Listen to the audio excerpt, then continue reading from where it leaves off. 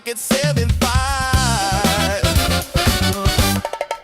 No GPS, no rules, no shame. Just a funky little quad and a soul train frame. We fly that flow. Spread that gap. No time to nap. No time to nap. Hit that roll. Funk and control. Bounce that wall. We fly it all. We fly it all.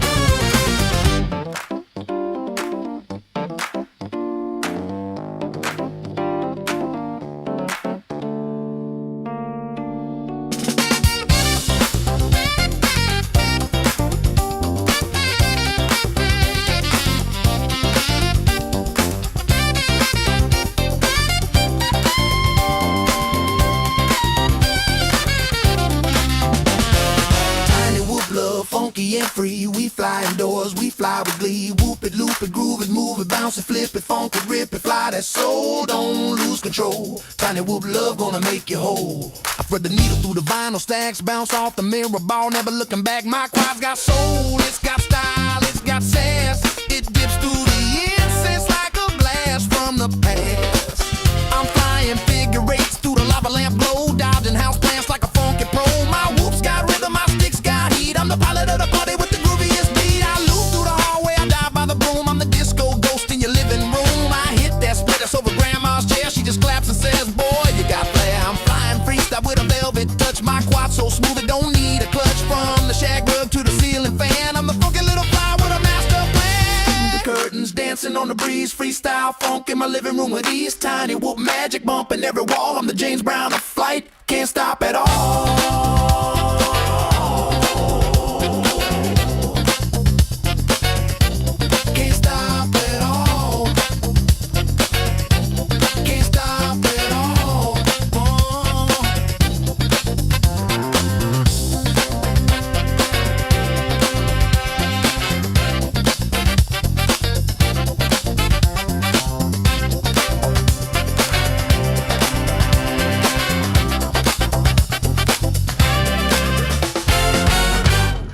Hey friends, my name's Aaron Ciotti. Everybody calls me Ciotti. Welcome to the show. It's Whoop Wednesday. Tonight we're testing out Stabilant 22.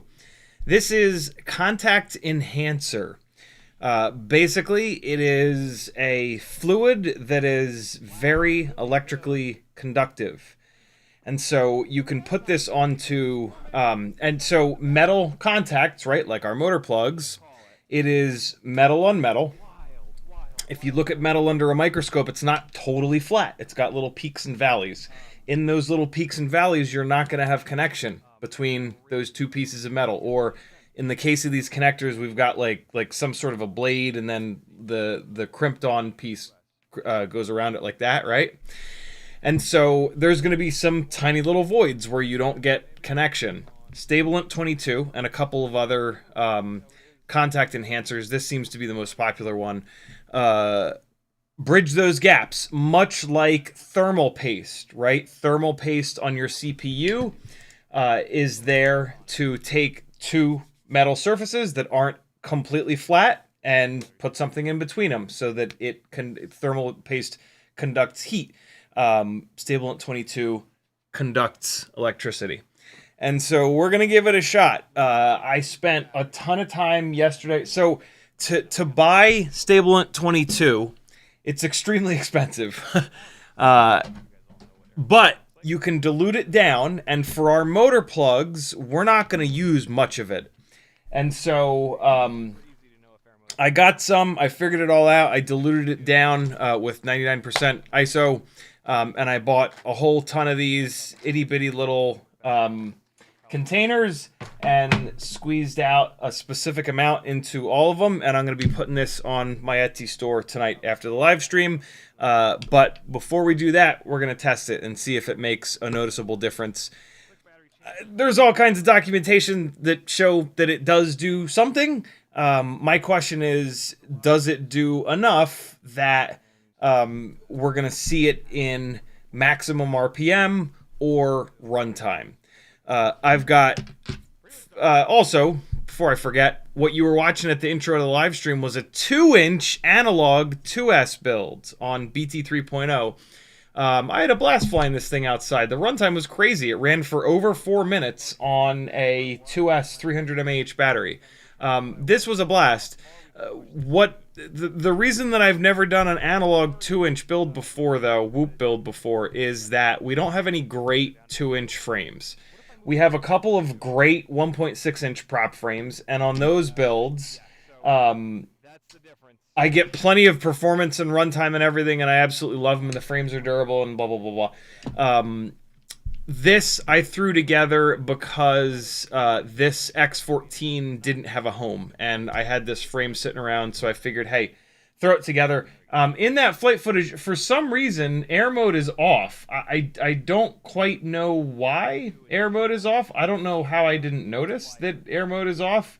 I'm going to take a guess that I tried to set air mode up on a switch on this, but I set the wrong switch. I bet you I have the wrong switch set. I'm actually plugging this in right now to throw it into Betaflight to take a quick look. So here in the modes tab, I'll bet that air mode is on aux 3, and it should not be on aux 3. It should be on aux 5. That's very weird. I have absolutely no idea why I would have set it on aux 3. That's super strange. It might be aux 6. I have the momentary switch up here set up as either aux 5 or aux 6, so that when the momentary switch is like this, air mode is on, and then if I pull the momentary switch, that turns air mode off. That's the way that I want this to be set up. There we go. That's the way that it is now set up. That's weird, and it is on aux 6. So it's on now, and then when I pull the switch, it's off. So I can momentarily disable air mode if I want to. But typically I don't want to.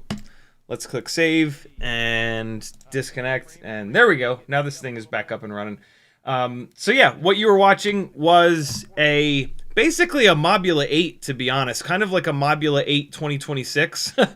Old school Mobula 6 canopy, old CO3 camera, ORT micro V antenna that I sell over on my Etsy store, linked on CiottiFPV.com. Mobula 8 frame, BT 3.0, 300 mAh, Tiny Whoop 2S battery, and then the Happy Model 1103 11,000 kV motors with GemFan 2015s. Really, really fun. I was shocked at how well this flew, being as heavy as it is, and how much runtime it got being as heavy as it is.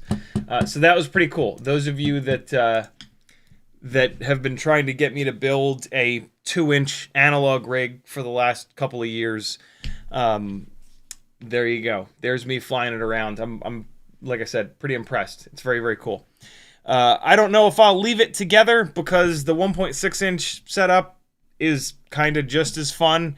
It doesn't get as much runtime, but it's in a much more durable frame. The Mobula 7 V3 frame is going to be a lot more durable than this Mobula 8 frame. But maybe what I'll do is leave this together because this is a really good home for these Happy Model 1103 motors, and we'll see how durable the frame is on a really lightweight setup like this, and we'll see how durable these motors are in this frame. I've been down the Mobula 8 rabbit hole quite a bit, but it was in order to carry a DJI 04 light system. That's one of my favorite DJI light builds over here. And it's great for that. It's not a freestyle build. I don't hammer the hell out of it. It's more of like a cinematic build. This will be interesting. I've never really slammed one of these frames in like a freestyle setting, so maybe I'll keep this together. I do want to keep putting crashes into this Happy Model X14 board, the AIO that replaced the X12, to see how it holds up. So maybe this is and these Happy Model 1103 motors, they tend to be a little weak in open prop frames like this. But maybe in a whoop frame, they will not be weak and they will not bend motor shaft. So I've kind of got a few things that I would love to sort of durability test on here. So maybe I will leave this together and just pound on it and see what happens. But yeah, I had just enough daylight to fly one battery on it. And that's what I did. So I'll fly some more and have more sort of feedback for you. I've been putting a bunch of batteries into this guy. This is it's basically an Air75 II with a frame and a motor swap. Yeah, I'm probably about 20 batteries deep into this. HGLRC 1002 25,000 kV motors, monstrous motors. And then the Newbie Drone Light AF 75 millimeter frame. This flies great. I was going to compare this to the 2S 1.6 inch builds like this today, but instead I got that 2-inch setup kind of going. But yeah, this has been going really well. I did something today. I moved it from these HQ ultralight propellers to Gemfan 1610s, and it started flying away with the Gemfan 1610s, which is a really easy way to be able to tell if one propeller is better balanced than another. The Gemfan 1610s are obviously not as well balanced as these HQ ultralight biblades. These are what, 1.6 by 1.2 by 2. And so yeah, these biblades are not as durable as the Gemfan 1610s, but yeah, they are better balanced, which is interesting. I had to bring the tune down. Basically, when I have that happen, when I switch propellers and it starts flying away, the easiest thing to do is just to grab the master multiplier and just pull it down. And see how far down you have to pull it to get the thing to not fly away anymore, right? Like the propellers that this was on, it wasn't having any weird issues or trying to fly away on its own. Switch the propellers, it starts flying away on its own. I pulled the master multiplier from 1.0 down to 0.8, and it started behaving on the 1610 propellers, which is, I mean, that's not nothing, but it's not that much. This thing has such powerful motors and it's so lightweight that the tune was completely fine with the master multiplier pulled down like that. So I could totally have left it on those props and kept going, but I wanted to put it back onto these propellers to just kind of back that test up. I moved the master multiplier back up to 1.0. And what's weird is it was fine for half a battery, but then I slammed it into, I mean, it's not weird, but I slammed it into something really hard. And then all of a sudden it was trying to fly away again. It was getting really dark, and so I just said to hell with it. I got to test it a little bit more tomorrow. But yeah, I might need to move that master multiplier down just a touch on this. But instead, what I'll do is a black box log, because this has the new Beta FPV Air AIO in it that has black box. So instead, I'll do a black box log as it sits like this, and I'll take a look at it and see what the hell's going on. So yeah. That's my 6 batteries for today. What did you guys have? You flew 6, I'm sure, as well, right? You're flying 6 a day so that you get better, aren't you? You better be. FizzPV, Mr. Clean, Mike Owen, Doc Holliday, Frank Doctor, Nicholas McMucas, CiottiFPV, Ugelin. I haven't seen you in a while, Ugelin. Hope you've been doing all right. Sly Stop, Alec Dvornik, Mike K, Roya, Sleepy CBR, Stefan, Nyafu, Mike K again, Doc Holliday, Nyafu, FizzPV, Stu Goose, Rax, Skyscraper, Doc Holliday, what's the deal? Burger Hole Pit. What's the story behind that name? Skull 901, Newborn, Royal FPV, Natter, Ginger, the Bruce, just on task, Bryce, Newborn, Whoop Fox, Tucker, Druzen. What's up, everybody? Thanks for coming. CiottiFPV.com if you like these live streams and you would like to see them continue. Also, the bigger we make this, the more stuff that I can test, the more hopefully we can learn together. Tell your friends, tell your local group, cut out a little section of this live stream and post it somewhere. Lots of things you can do for free. If you have a couple extra bucks, though, Patreon is the best way that you can support me, and you get a lot of benefits by doing that. There's a link over on CiottiFPV.com. Cool? So, here's the deal. I I've got 3 different builds with motor plugs that we're going to test tonight.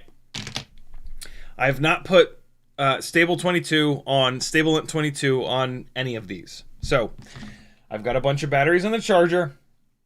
We are going to, one by one, plug a battery into these. We're going to arm it, freshly charged battery, right off the charger. I've got the charger set at 0.9 of an amp, full stank. I'm actually going to pull a bunch of these batteries and then plug them back in just to make sure that they're absolutely charged all the way up. And so absolutely fully charged batteries are going to come right off the charger. They're going to go into the quad. I'm going to arm it. I'm going to go full throttle while I'm holding it. I'm going to disarm it. I'm going to take that battery off. I'm going to put it back on the charger. I'm going to grab another battery. I'm going to do that 4 times in a row for these 1.2 inch builds. I'm going to do it 2 times in a row for this 1.6 inch build. And we're going to get a set of data for these specific batteries. I'm going to keep the batteries in a row, in line.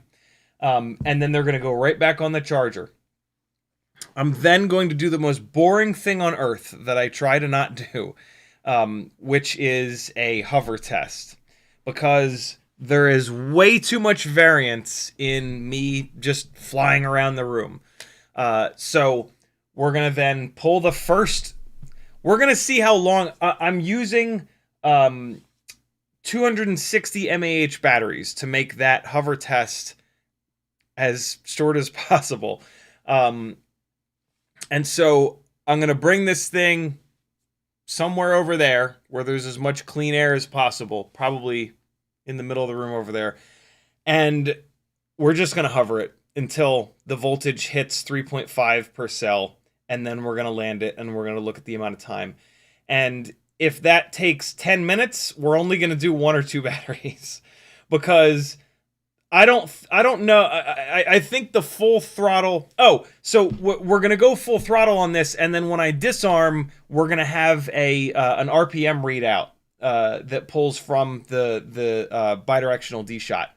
And so we're going to have 4 RPM values for each one of these and 2 RPM values from this. And then we're going to do 1 or 2 hover tests with these. And we'll see. We'll see how long that they hover. I've actually never done a hover test because hover tests don't really represent anything, right? We don't fly like that. But the reason I want to do a hover test is it's going to be as long of a period of time as possible, right? So let's say the hover test, let's say they hover for 5 minutes and 30 seconds. I'm hoping that when I then put Stabilant 22 on there, it'll hover for like 6 minutes or 6.5 minutes. It's the longest possible, you know, it's the biggest, it's how we scale it up as big as possible, right? Nyafu says, why not test until 3.8? Because that shortens it, right? Only running the battery down to 3.8, it's not as long of an amount of time. And so it's going to be harder to see the difference. I want as big of an amount of time as possible. And I want the battery to be fully charged at the beginning and then all the way dead at the end. So that we represent that entire range. And so we'll see. I'm definitely going to do 1 hover test per on each one of these. I would love to do 2 or 3 hover tests, but boy, is that going to be, you know, just as boring as watching paint dry. So maybe I just do 1 hover test on the live stream, and then afterwards I'll do 1 or 2 more. Maybe it's super obvious. Maybe maybe it gets a full extra minute from just putting a little bit of Stabilant 22 onto the motor plugs. We're gonna find out. Maybe when we do the full throttle RPM test, maybe it's super obvious. You know, if so, then like we're good. We don't have to have such a big data set here. But yeah, we'll find out together. You could also put Stabilant 22 on your BT 2.0 connector, but the BT 2.0 connector was designed to have a low enough resistance that even on high power tiny whoops, it is not the bottleneck.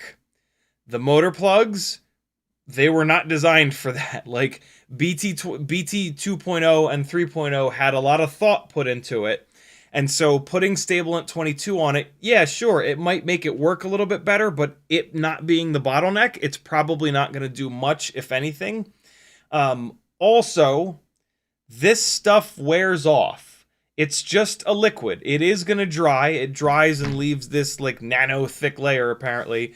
But it is not meant for connections that are plugged in, unplugged, plugged in, unplugged, plugged in, unplugged, plugged in, unplugged. And so motor plugs are the perfect home for it. And again, motor plugs are the bottleneck here. So yeah, I'm excited for this. I've been waiting for a bunch of stuff to come out, to come in, so that I could get it diluted down. Shout out to Frank Nicholas for sending me a bottle of 99% ISO. Yeah, this should be fun. The tiny little vials should have plenty of this stuff for all of your quads. Like, you're going to put practically none of it onto these motor plugs. I was messing around last night trying to figure out how to do it, the easiest way to do it. The easiest way I found is just to use your fine-tipped tweezers. And you just put a little bit of the Stabilant 22. You just leave the tips open a little bit.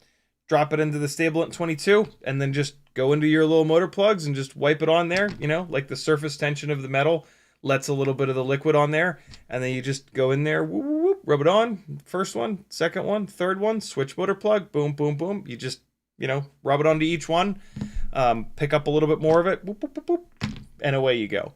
I did a little bit of research. Apparently you don't have to let it dry either. So we'll be able to just unplug these motors, wipe it onto all the motor plugs, plug all the motors back in, and I hope it does something. It'd be really cool to have something that closes the gap a little bit between the nightmare that is direct soldering motors and using these motor plugs.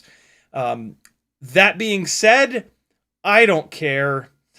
The motor plugs are fine. That you don't sacrifice that much. You know, like, I'm going to sell this for pretty cheap on the Etsy store. So it's kind of a situation like you might as well do it sort of thing, right? But like, the motor plugs are fine, yo. You don't need this although I say that now, I don't know. If we pick up 5,000 RPM, then I'll be singing a different tune. But like, the motor plugs are fine, yo. The direct soldered motor thing, like, it just sucks so bad to live with. And like, if you're top 10 tiny whoop racers in the world, okay, I get it. Go for it. If you've got somebody locally that you're so close to being able to beat, and he's on direct soldered motors and you're not, okay, maybe if it really matters that much to you to win, just go have fun though. I find it more fun to like not win, to be honest. I like to see other people win and get to see like their happiness and their joy. And it pushes me to be a little bit better too, you know? And like, how good would it feel once to win with motor plugs when they've got direct soldered motors? But you know, that's just me being a tree-hugging 44-year-old hippie. In the chat, if you want to talk directly to me, type at CiottiFPV. Mike K says, do you fully calibrate every filament you have? The AMS purge calibration has been a game changer. I don't even know how to do that. I don't know how to calibrate filament. But all my filament is SaneSmart TPU, and it's been running totally fine. So I try not to dive super deep into 3D printing because I know that it'll just eat my life. And I try to stay as focused as I can on FPV. It's hard to do this FPV thing full time. And so it's tough to, stray away because it makes me worried that I won't be able to keep doing this full time. So, Rack says, what will the price per bottle end up being? I'm interested to try. I'm not sure yet. I got to do just a little bit of looking around and see what it costs from other places. I also have to just do a quick little bit of math as to what I spent on all the different things. And then I also want to just give some thought to how many hours I put into this so far, and then yeah, how long it's going to take to kind of ship it all out. But I don't think it'll be more than like 15 per little bottle. So yeah, it'll be pretty cheap. And you know, I'm hoping that with the Etsy store, right? Like the Etsy store is a part of how I can continue to do this full time, and how I can, you know, do 10 plus hours of live streams a week every week. And so, you know, as always with the Etsy store, I sell stickers on there for $5. Obviously, I don't pay $5 for those stickers. You're supporting me, right? Like when you buy stuff from my Etsy store, you're supporting this whole thing. So yeah. Skyscraper says, on HM Super X HD, which pads did you solder? Was light the light VTX 2?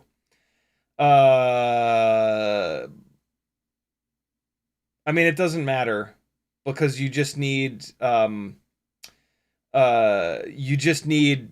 and TX to get the OSD working. And so solder it up to whichever side is going to be a cleaner build. I did the build on live stream, so you can go to my channel and literally watch me do the build. But every build is different. You might be orienting your VTX a little bit differently than mine. So solder it to the side that makes the most sense for your build. But if you want to look up the way that I do it, you can do this on anybody's channel. There's a little magnifying glass here. And so that was Mobula 804. Dialing in the Mobula 804. Mobula 704 is a blast. Ultimate Meteor 7504. Yeah, it's going to be one of these. The build is going to be in one of these. And so if you really wanted to, you could see exactly how I did it. But whoop motor and frame. Assembling. No, that ain't it. Where the hell is it?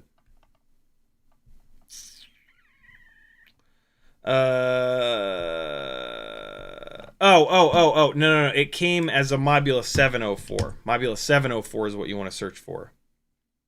There you go. It'll be in this one. Ultimate Mobula 704 HD Whoop, simple mods and no soldering. There you go. It's going to be in this one. Oh, no. Here it is. Happy Model Mobula 704 build. It's going to be in this one. Wonder if I can get copyright dinged on my own shit. I know this seems like a blah blah blah blah blah blah blah blah. I think I can just. Let me just check though. Let me do it the other. Yeah. So there's two orientations that make them. I thought there was a motor plug, maybe a plug for the VTX. Whatever, it's in there. You know better than me. It sounds like you're building one right now. Royal says, I just built a 1S analog Mobula 8 frame with beta FPV 1102 22,000 kV motors. Run the lightest propeller that you can. Those motors are pretty small for a 2-inch propeller. So yeah, try to find the lightest 2-inch prop that you possibly can. And that's going to give you the best chance of that thing performing really well. Those 1102s for me become pretty maxed out on a 1.8-inch prop. Alec Dvornik says, if the grease is not conductive, it is conductive, then how would it improve the electrical connection? If the grease is conductive, then how would you avoid a short? By not getting it. So we've got 3 pins, and so we're going to put it on the pins, and then we're going to take a plug, and on the plug the female side of the connection is separated from one another. And so yeah, I guess if I put enough of it in there and I didn't wait for it to dry, I guess maybe, and then just ram the plug into it, I guess maybe there could be enough liquid between those pins. But that's not the idea. The idea is to put it onto the individual pins, not completely cover. Right, that's why we're using something small. We're not using like a big old brush to just jam in there and put it everywhere. But I don't even think that it would. I don't think you could get enough of it in there. You know, what I cut it with is isopropyl alcohol, which evaporates really, really quick. And so and they very specifically tell you to cut it with that. They say that you can, when you get it, it's very thick. And they say that you can use it, but they tell you like not to. And I think that's why, because I think they want you to get it on there and then yeah. Well, and then it dries. Yeah, so I guess it's not necessarily a conductive fluid, but because it dries, well, no, I guess it is a conductive fluid, but then when it dries, it's also conductive, and it just forms this, you know, really thin layer that fills in those little pits and valleys. I'm not a scientist. I don't know how it actually works, but apparently it does work, and that's really all that matters for me. Ginger FPV says, what's good, big homie? I'm hanging in, brother. How about you? Fizz says, got a new gig, get off at 3 every day, so gonna have a lot more time to fly. Very cool. Ginger says, I've been busy, but I'm glad I'm here. Missed watching your live streams. Very cool. Busy is good. Nyafu, we got that. UCanFE says, I broke my Air65 II freestyle, broke the front post and canopy where it connects there, swapping into the Weebleed Air65 II champion frame. Broke the front post and canopy where it connects there. So, TC Moore on Instagram sent me a message 2 days ago, and the title below the picture was, never broke one there before, and it was that exact same spot. So it looks like that is the new weak point. That is not a weak point that we've ever had on these Tiny Whoop frames. But 2 in a couple days, that's interesting. It doesn't surprise me that much, because we used to have the hole in the front of the AIO there to keep this front post area like dead straight up and down. And then you've got that rubber grommet, like maybe giving that plastic post a little bit of like grip or whatever to prevent it from smashing that.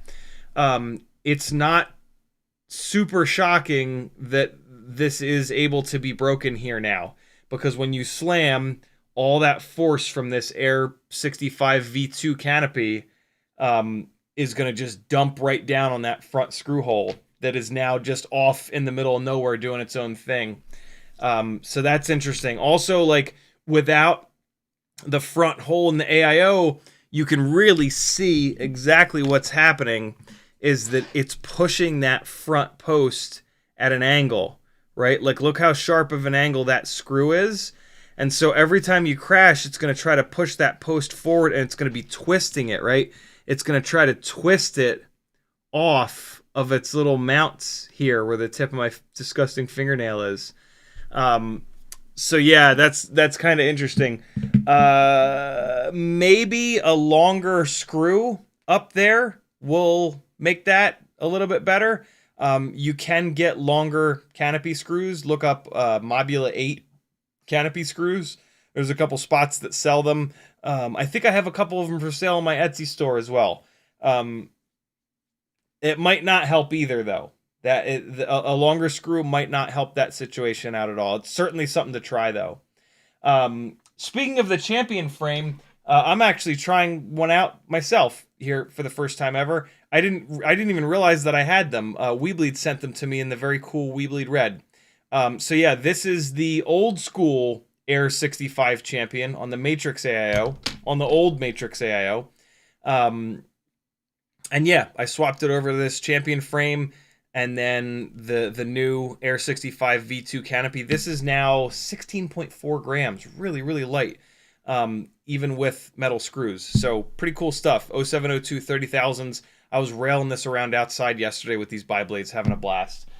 Kind of comparing it to this Air75.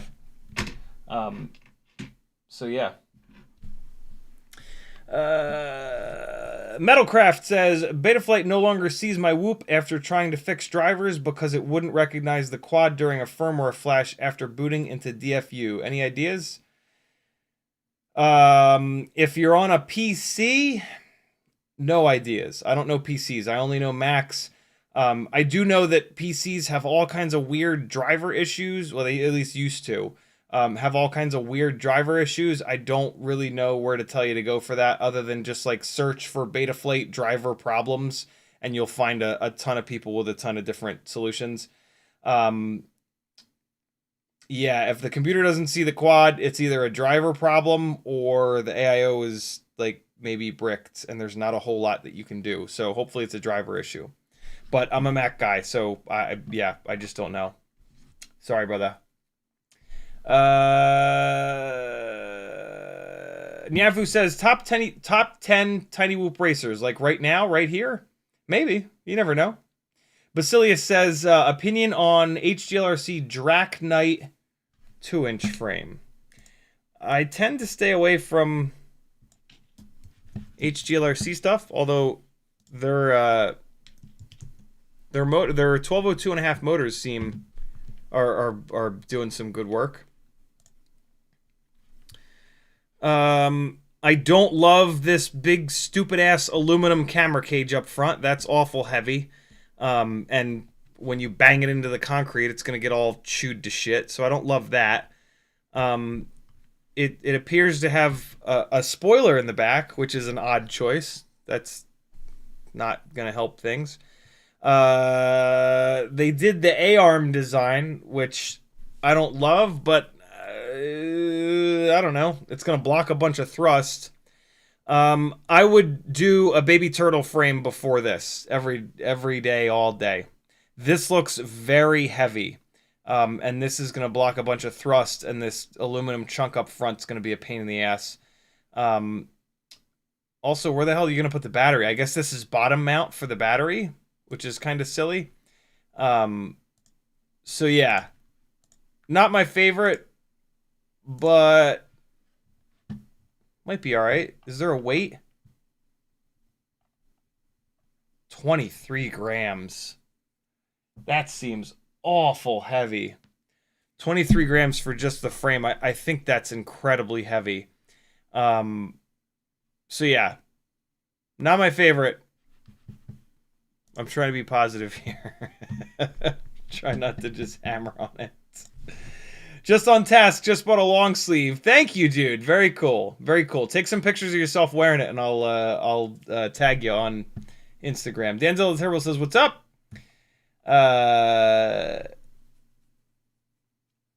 Is that gangrene now, or is it gangrene now? Says, I can say that I 100% broke one of those same posts on an Air65. Oh, a minute ago I was kind of hoping it was just a coincidence. Yeah, all right. So that's pretty damning evidence that we've found a new weak point on these frames. So the Air65 V3 frame will probably have that beefed up. This is the way. Like I said, a longer screw up there might help. It might actually not help, though. It might weirdly put more stress on it. And so what I will do is I will wait until I break that front post. I'm not using that longer screw. I will wait until I break that post. I'll see how long that is. And then when I swap the frame out, I'll go to a longer screw, and then we'll see if it lasts a lot longer with the longer screw. That's the best that I can sort of do. Ugellin says, I've been experimenting with using dental floss to anchor the front post to the side post to solve for that. Very cool. It doesn't look great, but it's lightweight and seems strong enough as long as it works. I loop it under the screws so that it creates tension when you screw it down. Very cool. Gangrene now says says screw did me good, but let's see how long. Yeah, right. Very cool that you've already done a longer screw. My IR filter fell off my lens. I have the IR filter. Have you ever put one back on the lens? I was thinking a small dab of epoxy on the edge. Am I just wasting my time? It depends. What do you charge for your time, right? Like a replacement camera is going to be $20. And so if an hour of your life is worth $20, maybe just do that, because you're probably going to dump an hour into that project. sometimes I'll do it just for the sake of like not throwing something away. But yeah, what I can say is definitely don't use super glue, because super glue, when it dries, it like off gases or whatever, and it gets a white film over everything. So definitely don't use super glue. Yeah, a little bit of epoxy on the edge should be fine, unless the epoxy gets too hot and jacks something up. You know, like the sensor on these cameras is outrageously sensitive, and so yeah, that could kind of screw it up. Also, like when you're putting the IR filter back on, if that epoxy tries to, like, you know, sometimes when you put two surfaces together with liquid, the liquid will flow in between those two surfaces. If that happens, you're screwed. There's a lot of things that can go wrong in that scenario that you're in there. So maybe just, yeah, bail. Save the lens and buy the same camera, and then you've got a backup lens in case you ever break the lens on the replacement camera. Basilius says, not the 04 version, the analog one, sorry. I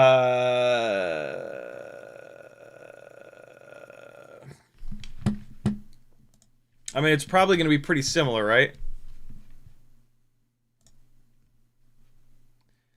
Analog frame kit. It's showing this as the analog frame kit. Oh.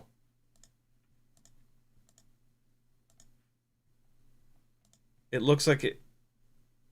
I don't see where I can see the analog frame kit. It's only got pictures of this one. And like when I change the option here, it doesn't do anything. Not only do their products suck, but their website sucks apparently too. Sorry, HGLRC. I've had so many nightmares with HGLRC parts. I'm not seeing any pictures of an analog, of a different version of this frame.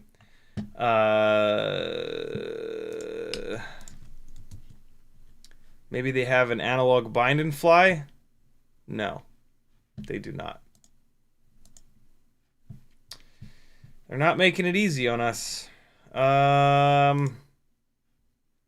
Nope, that's the same one. That's the same one.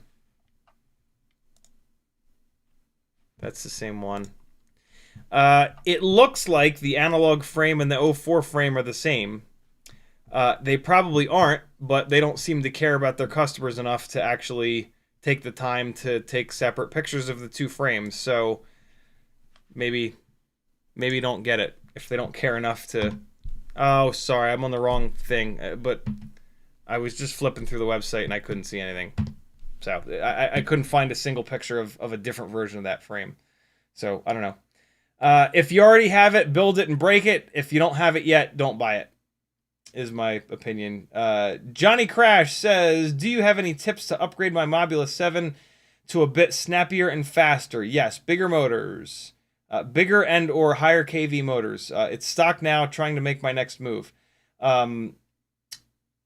The God motors for 1S 75mm builds, 75mm motor to motor, 1.6 inch prop builds are GEP-RC 1002 25,000 kV. These motors are unbelievably good. They're what you want if you're 1S. There's no other motor that really comes all that close. The Anzilla Terrible says, could you pre-bend the front canopy leg with some heat maybe so it's not twisting on that post so much? No, because then it'll hit the AIO. And speaking of, I had a situation where I landed this thing today, and the whole frame was tacoed. The frame looked like that. And what had happened is the AIO had slipped under the bottom of the front post. There's a flat piece of plastic, and then there's that round post in it. And the AIO had shifted under that flat piece of plastic, and the whole thing was all janked up. It looks like that won't happen. So this is a Newbie Drone Cockroach 75 Light AF frame. It looks like the Air65 V2 frame won't do that. No, it won't. They've removed some plastic from the back of the front post, so that won't happen on this frame. I bet you it also won't happen on the Air75 V2 frame. I can't tell, but it looks like maybe it won't. So yeah, if you're going to follow me and do this Cockroach 75 Light AF frame and use this AIO, well, I mean, you could easily fix that. I could just come in here with a file and remove a little bit of plastic here, but yeah. Yeah, I don't know what the solution to that's going to be. We'll figure it out together, because it sounds like a bunch of us that have these are going to be breaking the frames, and we'll try different solutions. First thing is going to be a longer screw. That very well might take care of the situation. So I think that's our first bet, is just to do a longer screw. UAV Futures in the house. What's up, homie? How are you? Whoop Fox says, my 2S Tattoo 450s are dying. Do you have a better battery to try? I have not gone too deep down the rabbit hole with 2S batteries, but Tattoo makes really good batteries across the board. So you're always pretty safe doing those. If you want to save a little bit of weight, maybe go to BT 3.0 now, since your batteries are shot. If you go to BT 3.0, you'll save 2, 3, 4 grams usually. And then you can get the Tiny Whoop BT 3.0, 300 and 450 mAh batteries, and away you go. You'll save some weight on that setup. FPV says, got to use a super long front screw that goes into the base of the frame. I'm thinking I used a B-Brain and BIV2 to see if that holds up better. I'm hoping that works, but the picture that TC Moore sent me, the whole thing broke off, which is why I don't know if a longer screw will actually work. The posts, the round post breaking off, that's a problem as old as time. And the longer screw fixes that. But the failure that I saw from TC was the entire area broke, which is why I'm very curious if a longer screw will do anything. And I'm almost worried that a longer screw will make the situation worse. But it's the first thing we want to try, right? The factory short screw is breaking on a bunch of people, so, you know, first step is to try that. Slystop says, is it possible to solder or repair back a USB-C connector that fell off of a VTX? It depends. If when it came off, it ripped the pads off with it, then you're pretty much done. If it didn't rip the pads off with it, and you've still got all of the pads around where the USB port used to be, yeah, you can try to get it back on. You will probably need a hot air station, but it's broken now, and it's pretty much unusable without the USB. It's not unusable, it's unupgradable, right? Like, it's stuck exactly the way it is. You can do some stuff in the OSD, but that's about it. And so, if you don't want a chance blowing it up, just fly it. And be really rough with it, and maybe it'll explode on its own, and then you're like, great. If you absolutely have to get that USB back onto it, then you might as well give it a shot, you know? Just try to get it. But, like I said, all PCBs are a bunch of layers, and then on the top of that layer, there are pads. And sometimes when a connector rips off, it'll take those pads with it, and you won't have those copper pads left. In that case, it's done. There's nothing you can do. Sometimes when a connector rips off, you'll still have those pads there, and then yes, you can get it lined up just right and resolder it, tack it back down, and you might be okay. UAV Future says, what's your email? I have a cool project I want to show you, but don't want to just spam it in your chat. CiottiFPV.com, and there's an email button is the easiest way to grab it. Very cool. Yuke says, when just the post broke on mine, it's the canopy that exploded where it connects that post. Okay, so the longer screw will definitely help you, Yuke. Ginger FPV says, I'm working towards my Part 107 license. Any advice you know now you wish you knew before you took the test? No. I'm currently enrolled in an online school that's been great with the courses. You'll be totally fine. All you have to get is an 80 or above. I watched Tony and Chelsea Northrop's hour-long video on YouTube twice, and then I forget the other guy, but I just went to YouTube but typed in Part 107 study or prep or something like that, and there were a couple of YouTube videos that had a shitload of views. And so on a Saturday I just spent like 3 hours or so watching them back to back to back. And then I went the next day and got like an 86 or 88 or something like that. It was there's a bunch of stuff that's legitimately really difficult that is totally worthless for us to know, and so you're going to get that stuff wrong. And then there's a bunch of stuff that's like kind of common sense if you've been flying drones for a while. And then there's a bunch of stuff that you are going to learn from the test prep. But yeah, it's not super hard. Just go knock it out. You should, if you're doing an online course like that, you'll probably get like over a 90, which you don't really need. You know, I would have been happy getting an 80, because it just doesn't matter. You know, you pass and you're done, and away you go. You don't fly any different, right? We fly safe as it is. It's, us having knowledge about how airports work is completely worthless because we'll never fly on an airport. And that's like a big chunk of the test. You know, like us understanding, like, you know, what's happening between like 400 AG, AGL and 800 doesn't matter because we will never fly above 399 feet, right? Like, we typically don't fly above 50 feet. Everything fun is happening down on the ground. So, like, it's, you know, yeah. Yeah, if we said, what happens to frames like the Echo and Apex Evo now that ImpulseRC is dead? It would be sad to see the frames die out like that, already out of stock everywhere. Hopefully there's some clones of them, and they're close enough clones that you can, you know, use the parts interchangeably. Also, hopefully people that have the frame will scan, take a picture of whatever, the arms, right? Typically it's arms that we need replacements of. Hopefully ImpulseRC releases the CAD files so that people can have the arms cut on their own. I know that's a lot of hopefullys, but like FPV Cycle, for example, if you message Bob at FPV Cycle and you're like, yo, I have your old shit, I don't even remember what it's called anymore.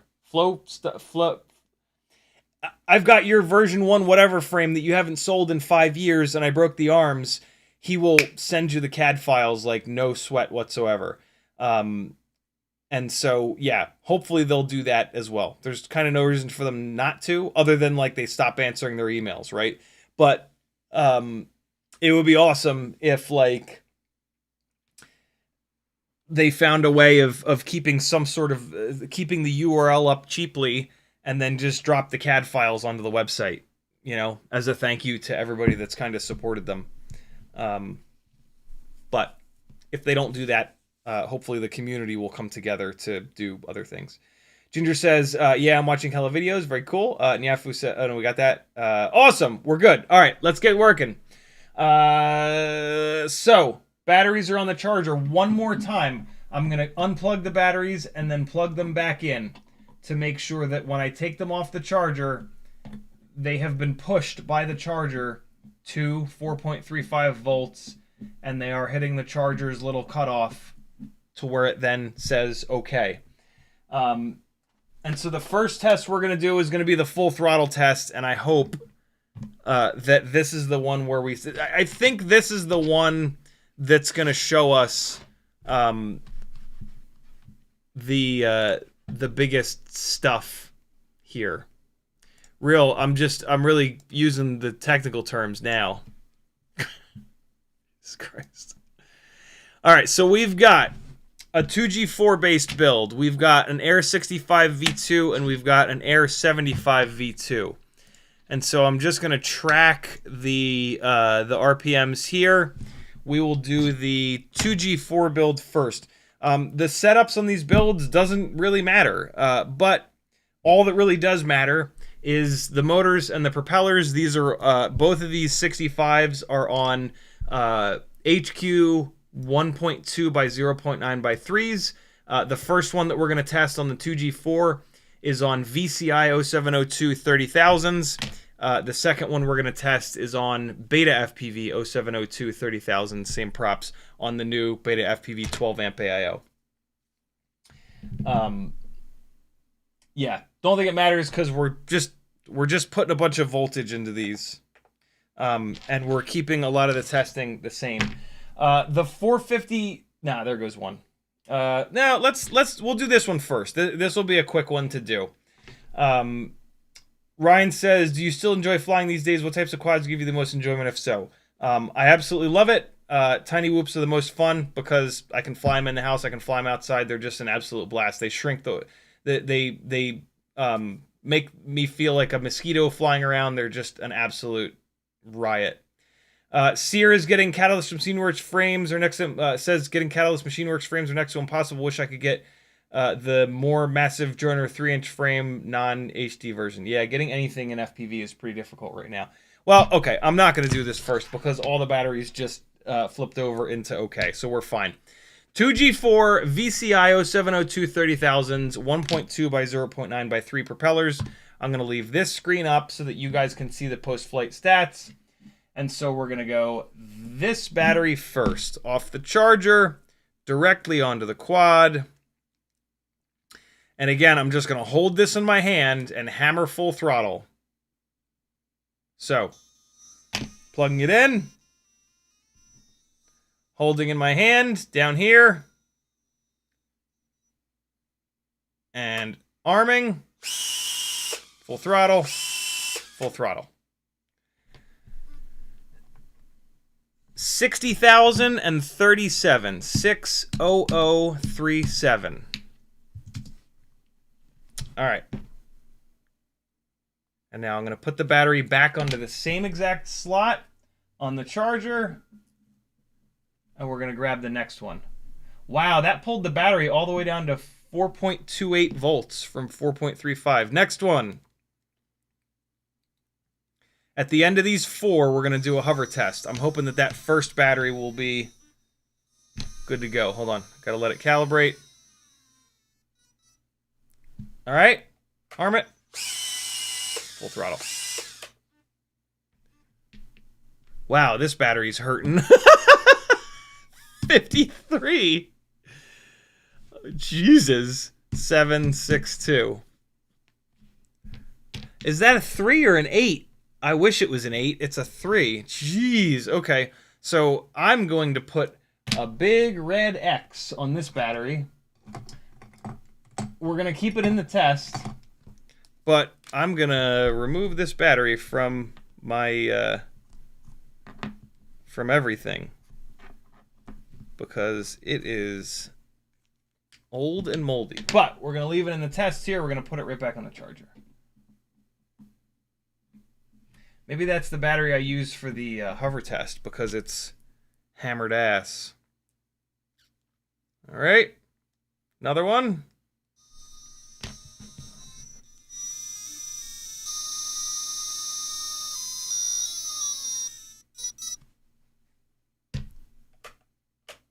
Calibrate, you bastard. There we go. Arm it. Full throttle. 56025. That first battery is quite healthy in comparison to the rest of these. But that's all right. We're going to hit these same batteries over and over again. You know what I mean? Like, this is totally fine. And look, this is real world shit, right? Like, you've got batteries that are more hammered than others. And so we're doing this as if we're just flying a bunch of batteries.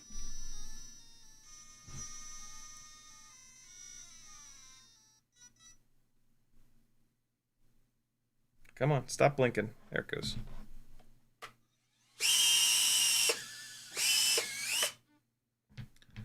There's another good one. 58208. 58208. All right. So that's the 2G4 build.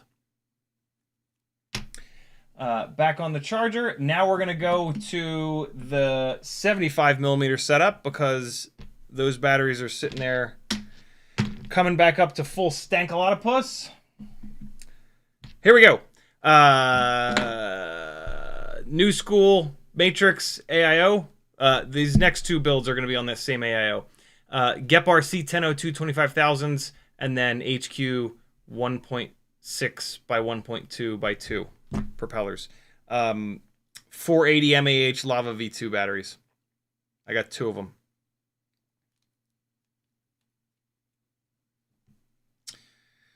There we go. I'm actually super curious what kind of RPM this thing will pull in comparison. All right. Armed. Ooh, that pushes way harder against me. Ooh, much lower. Okay. Makes sense. It's a much bigger propeller. 51304. This will be cool. Let's see how 2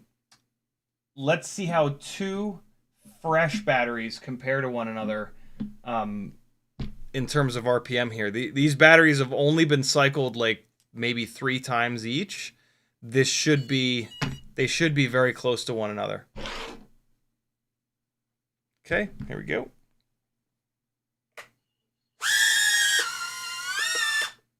Unbelievable how much harder this thing pushes on me.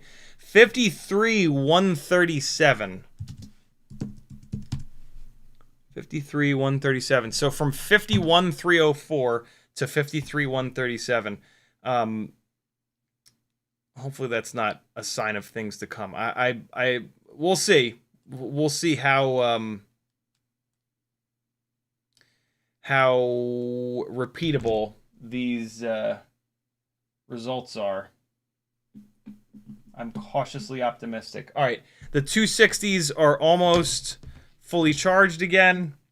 In the chat, Ryan says, "Do you think we will get a Whoop with more than 400 milliwatts by the end of the year?" No, we will never get a Whoop with more than 400 milliwatts, nor should we. The way that milliwatts work is like sort of like the inverse square law.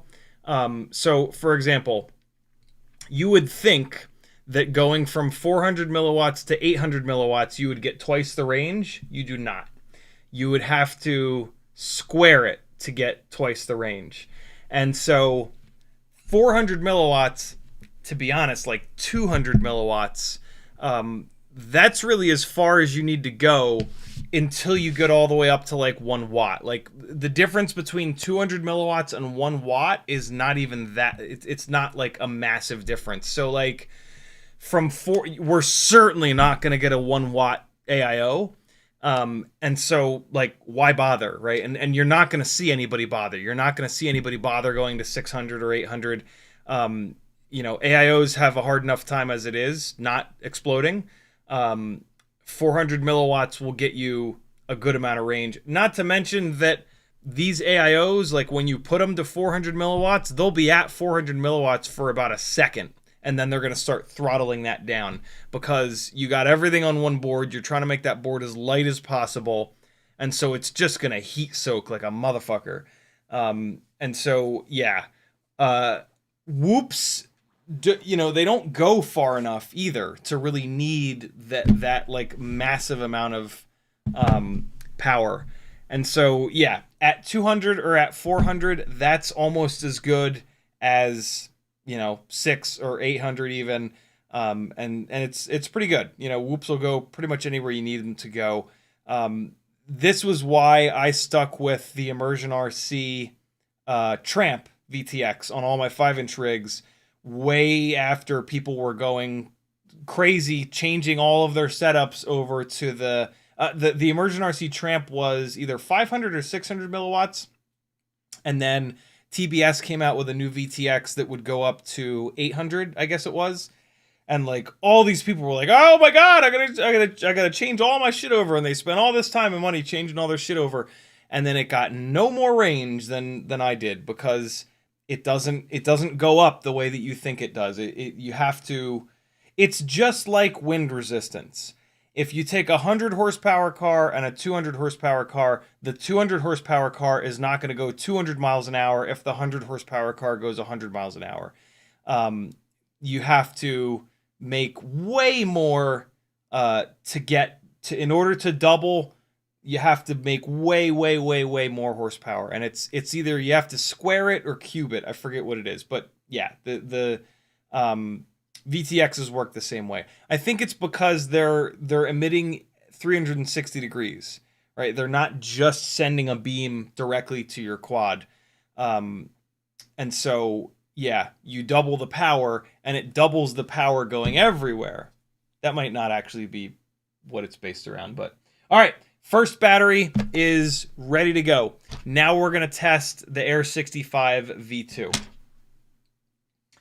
And so, let's pull the first battery.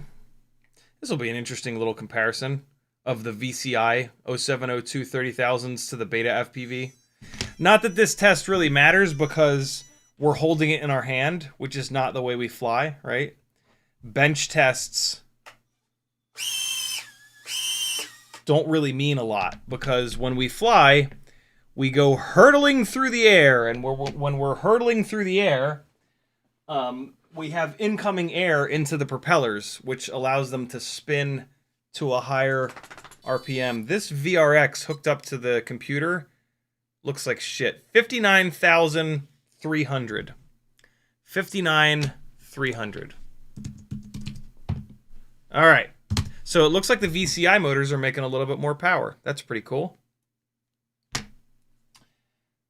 Oh, this is perfect, man. The second battery just popped up. And there's the third battery as well. Hell yeah. All right. VRX, second battery. All right, come on. Please be repeatable. Please be 1,000 RPM. Please be like 52,000 RPM. Here we go. This is what's gonna tell us some stuff. 57. Oh, that is bad news. That's 4,000 RPM higher than it previously did. I was worried about this.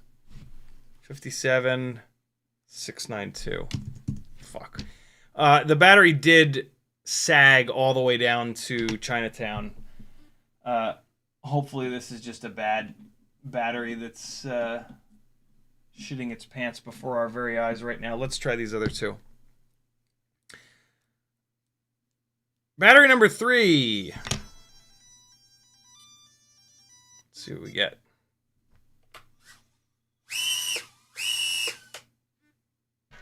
57. Ooh, we're close. It's only 1,000 RPM higher than it was a minute ago. 57,046. Then on the other build. So that's a lot closer. That's promising.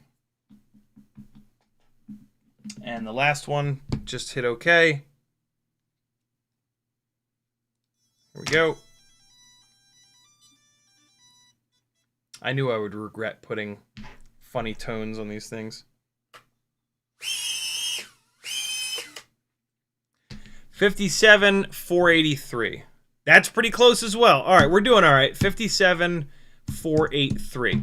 We're doing okay. These two are not... this one's bad. This is nasty. But this is very close. This is very close. This is very close. So this is all right. I think this is going somewhat decent. We're starting to see some sort of repeatability, which is great. Okay, so I need one of these batteries to hit OK so that I can do a hover test. What's going on in the chat?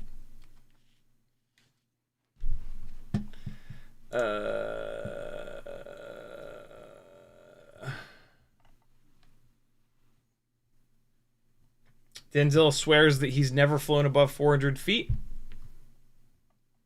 I mean, you can go above 400 feet, but then just come right back down. You know, like we don't go 4,000 feet in the air and stay up there for 5 hours in a row. You know what I mean? Like it's about mitigating risk. And so, excuse me.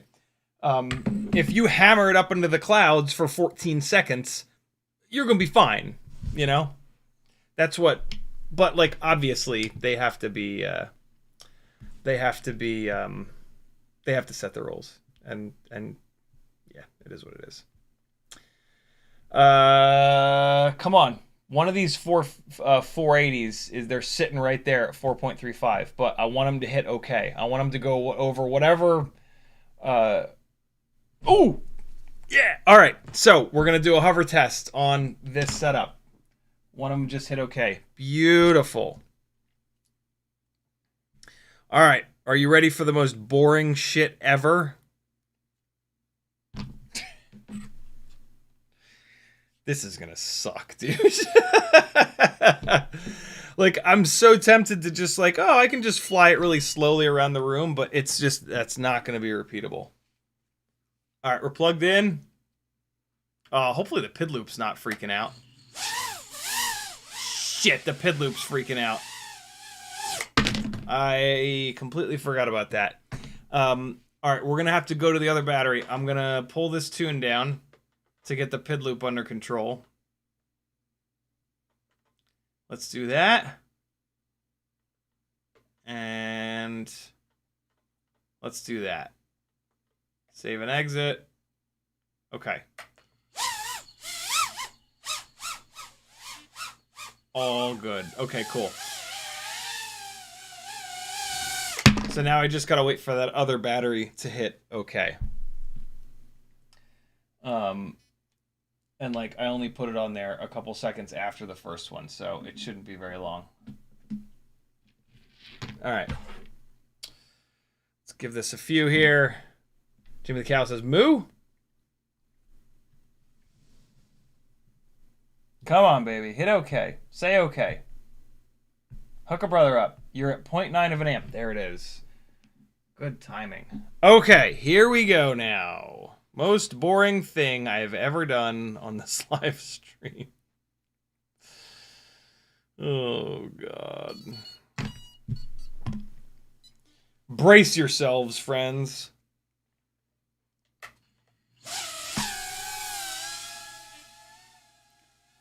So, right around here is the clearest air that I've got. Oh, I'm already upset. I'm trying to stay dead center because you disrupt the air both above and below yourself. And so I'm trying to keep the left tip of the right crosshair on the bottom of the, well, here, I'm trying to keep it right there. I'm just staring at the left side of that right crosshair.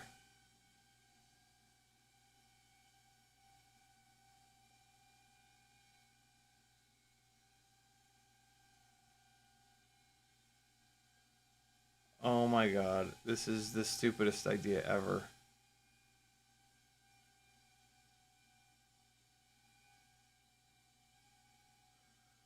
But again, this gives us the longest possible runtime. And I'm hoping that that will show the biggest difference. Look, the dog's so confused. He's like, why is it just there? First low battery warning I get, I'm just going to disarm it.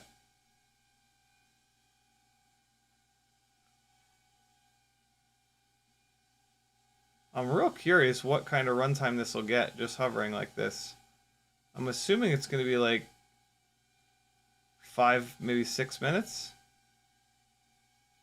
It feels like a goddamn eternity. Boy, is it hard to hover these things.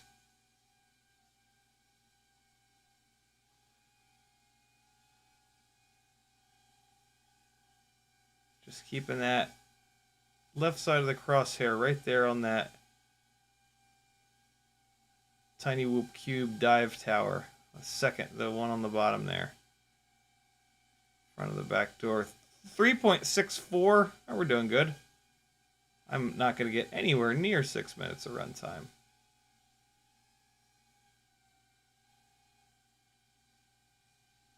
But that's okay. This is giving the other batteries a chance to charge back up. And like, I'm not going to get any better at hovering this thing. So again, this is like kind of sort of a real world test.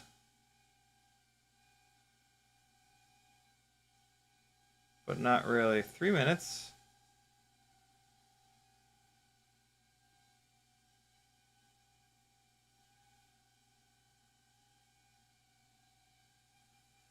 Getting down there, 3.54.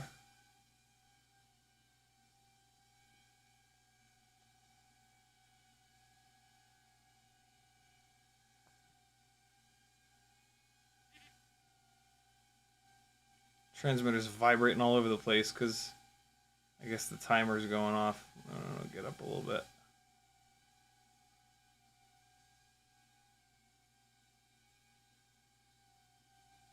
There's 3.5. All right. 3 minutes and 44 seconds. 3 minutes and 44. 3 minutes 44. All right, and that was the Air75 V2.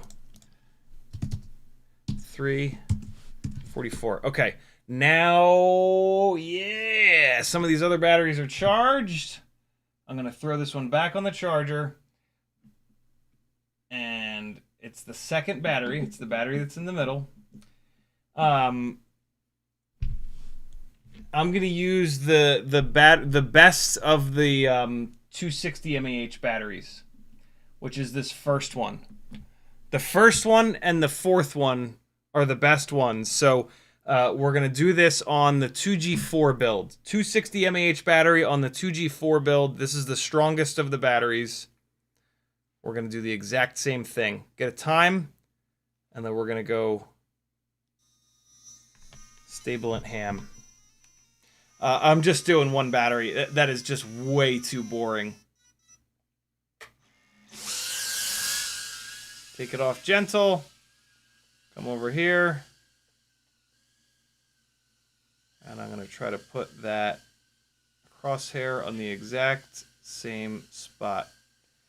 It's funny. I'm going to pick a different spot because this is a lower up tilt. I'm going to go right there. I'm going to put the very left tip of the right crosshair on the second to highest joint in between the dive cube tiny whoop gates. Right there. Because I want to be equidistant from the ceiling and the floor. So yeah, right there. We're just going to chill.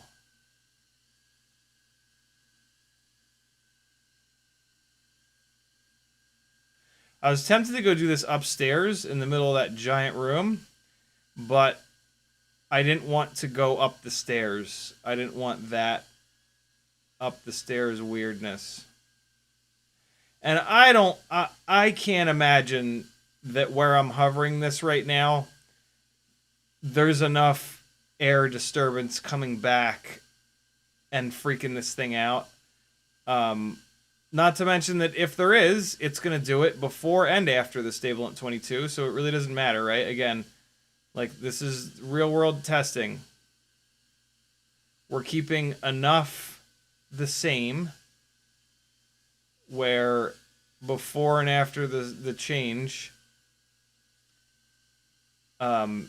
is the same kind of scenario. We're getting down. Wow, this thing doesn't hover worth a shit. Look at this short-ass runtime.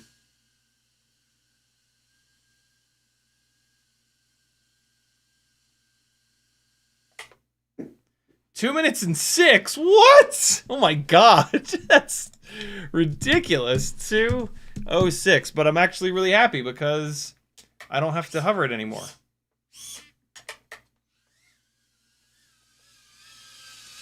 Alright, that's plenty.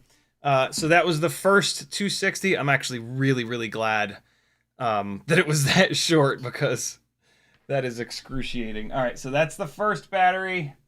And now we're going to go to the last battery, and we're going to hover this other rig, and then we'll have a nice little neat and tidy data set, and we'll do the Stabilant and see if anything changes.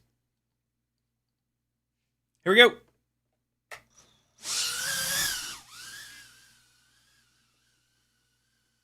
Oh shit, I don't have the crosshairs on.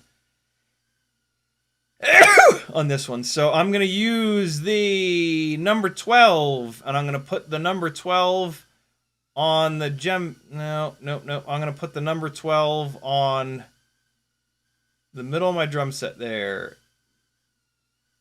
The pin tune on this rig is a little upset. I had not noticed that. But that's going to kill the battery even quicker, so whatever. And it's going to be just as upset after the Stabilant 22. See how it's kind of bouncing up and down?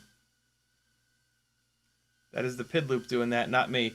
The better a build will hover like this, the cleaner the better the filters are set, the cleaner the electrical system, yada, yada, yada.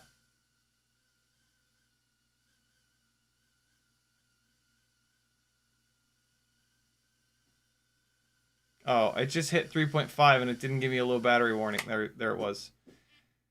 A minute and 15. What the fuck? Something's wrong with this rig. Minute and 15. We're going to use the same battery. We're not going to change anything on the build. Something ain't right with this thing.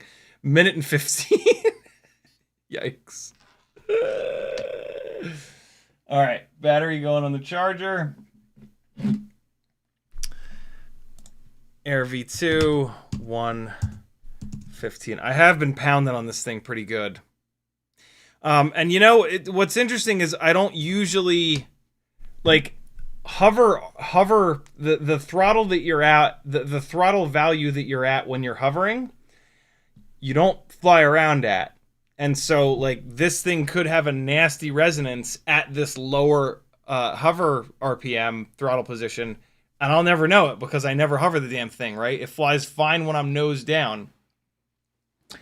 Okay. Now we jam. So let's do this big bastard first. We are going to unplug. And then we're going to Stabilant, replug, and fly. This is the heaviest of these builds, and so I want to do it first, and also I ran those batteries first, so they'll definitely be charged back up. Come on now.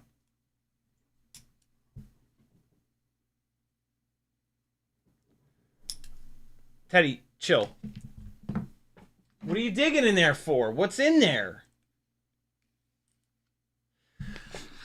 So we're going to take this little guy, and what I'm going to do is just bring a little bit to the surface and just shove these in here. Oh, shit. I just wasted a bunch. And I just want to get some of it on the tips of these little guys, and then we're going to go in there to the little pins. Oh, yeah, there's plenty. Oh, my God, yeah. This is a absolutely fine way of doing this. Oh, that totally, yeah, okay. That's really easy. That works super well. Yeah, so like the surface tension of these tweezers holds a bunch of this stuff. I'm just picking it up off like the outside of the little thing there. Those little containers that I'm going to sell on Etsy, you'll be able to put your sharp-tipped tweezers right down that thing. These motor pins are just absurdly small. And so this is like incredibly easy to do. Yeah, just moosh this around, and a bunch of it, you can just see it. It's just all over the tips of the tweezers. And then when you're in here, I've got my nerd goggles on. I can see that it's getting all over the place in there. I guess I can even do that again. Yeah, it's picking up plenty. Okay, a little bit more. Oh yeah, it's all over this thing. And yeah, you can see it getting on there. And I'm just pinching the tips of the tweezers around the little posts. And it's just getting absolutely all up in there. Okay. One. If this doesn't work, if I don't see a result from this, I will try the brushes. It comes with a couple brushes, but I'm hoping that we don't need them. Because again, these pins are just so small that we're putting this onto.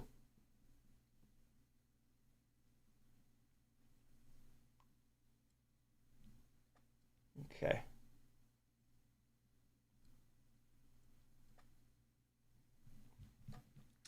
All right, let me go over them one more time because it's just so easy to do this.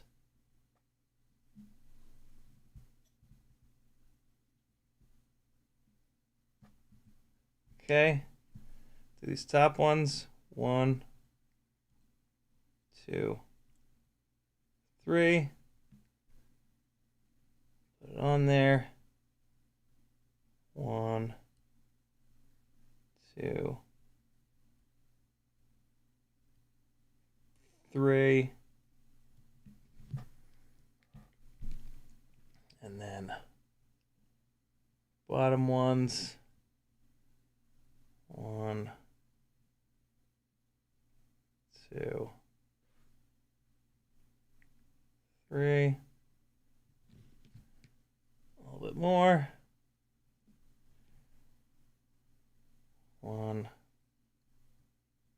2, 3. Cool. I wonder if I can get these into the motor plug. It's pretty small in there. Yeah, we can get a little bit in there.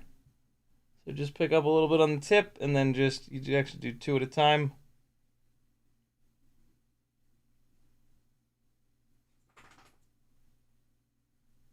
Okay, do those as well. Put it on the pins. I can tell I'm getting way more on the pins. This is probably useless what I'm doing right now, but whatever. It just takes a second.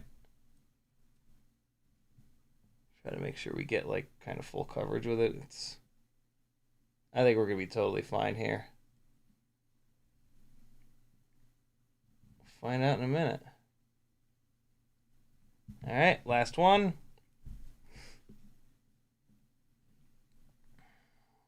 We got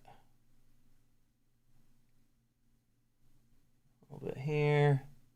It is safe on plastic, right? It's made for electrical connectors, and a lot of electrical connectors are in plastic, right? And so I did confirm that it is totally safe for plastic. So there we go.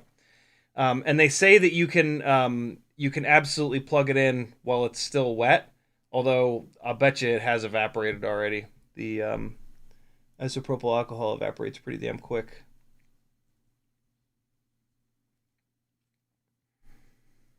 All right, now my favorite part of any tiny whoop build, struggling to get these connectors plugged in. It's always worth it, though. Always, always, always. Versus ripping the whole thing apart and having to direct solder it. Although if we were direct soldering this, we wouldn't be doing any of this. But when I eventually blew up one of these motors, I would be pissed. Can you get in there? There we go. When you do this, wear a magnified headset so you can actually see what you're doing. It helps so much. I believe Butterfly FPV is going to be doing some testing here as well. I'll be super interested to see what his test setup is and what his results are. He's actually got 5 different kinds of contact enhancer, which is really, really cool. I'm happy with just this one. All right, there we go. Plugs are good to go.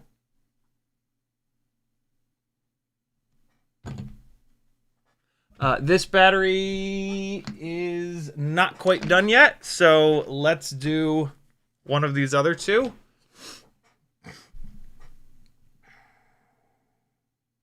It's all over these tweezers now. All right, so let's unplug.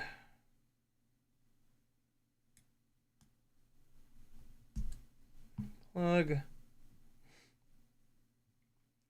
I did just have a thought. The location of these motor wires could be affecting things. There's no way for me to keep these motor wires in the exact same spot after I unplug them. So, in fairness, yeah, that's not going to help things any. But again, hopefully we see a significant change here. That would just make me happy as hell.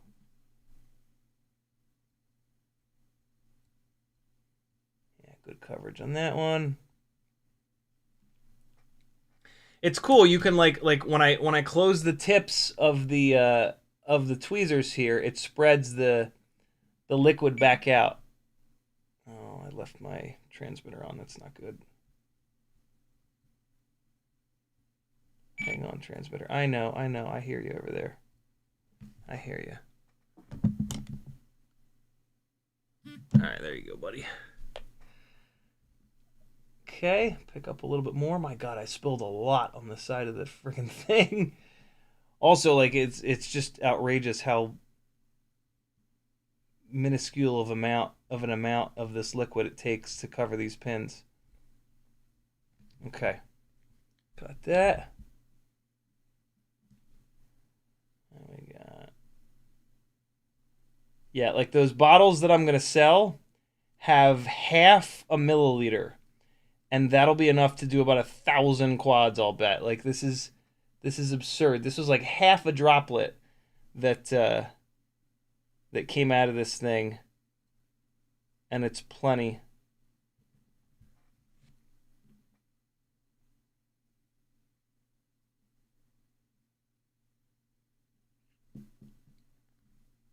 Will this cap stand up? Ooh, let's do this. I'm gonna put one drop into the tip of this cap, and then, oh, that's even better. Yeah. That's even better.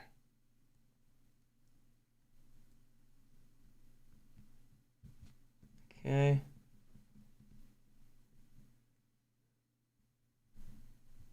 All right. Let's hit these guys a second time.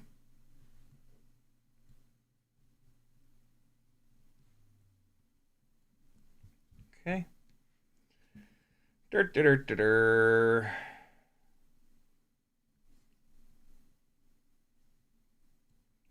2, 3, and let's get these guys going here.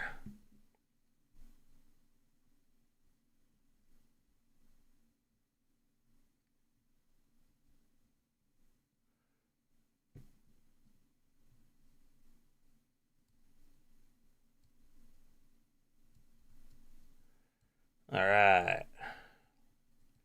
I'm not gonna bother sticking these in the tips of the little plugs anymore. It's not, they're not going far enough in there to do anything. Yeah, that's silly. Putting it on the pins is the way to go. All right. Got this guy plugged back in, and then I think that battery will be done. We can do that 75mm build. Come on. There we go. Man, these plugs are fresh. This is probably the first time I've unplugged these. They really snap when I plug them in there. That's nice.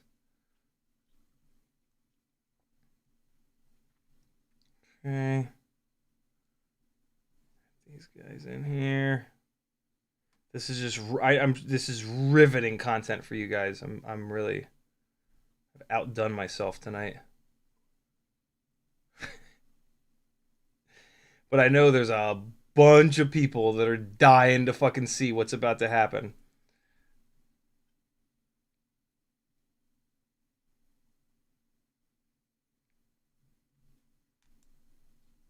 fuck is going on? Get in there. Are you too good for your home? Answer me. All right, we're good. Let's put a cap on this. And do we have to... Nope, we're still waiting. We're still waiting. Let's do the third one. What? I got that. I've... How many times do I have to set that camera onto... not autofocus? What the hell? Lodge a fail. Sorry that you guys have been having to deal with the world's worst autofocus algorithm. Let me try to lock it down again. Okay. Focus.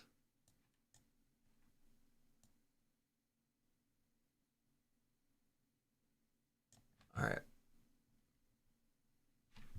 Work. Stay in autofocus. Oh my god, what a piece of trash. Well, whatever. Nothing I can do. The camera does not obey the software that controls it, apparently. Alright, this is the 2G4 build.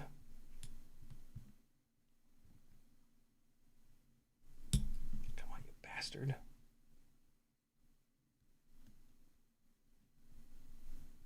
These plugs are pretty tight too. Okay. Oh, that's right. This is the new 2G4. All right. Last little bit here. Let's do a little cap trick again. One drop. Okay.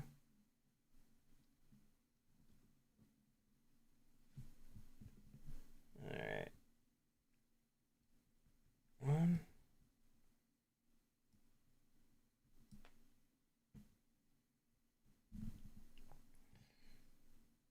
Riveting. Just.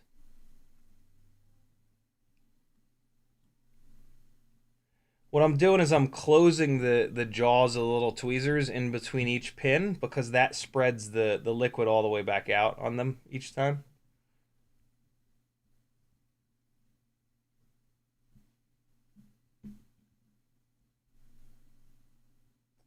I can like literally see it happening on the tips of the tweezers when I do that. I can see the liquid move around.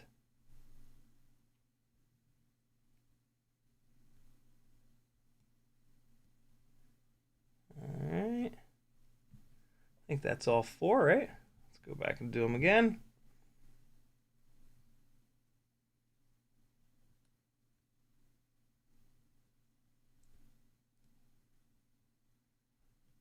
Two, three.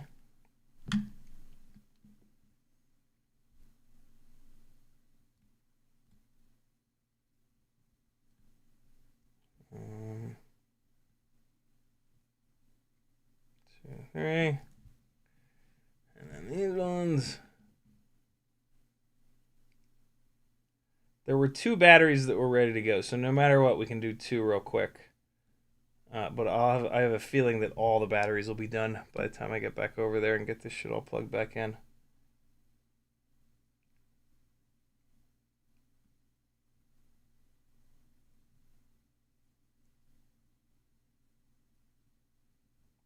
Cool. All right, I think that's it.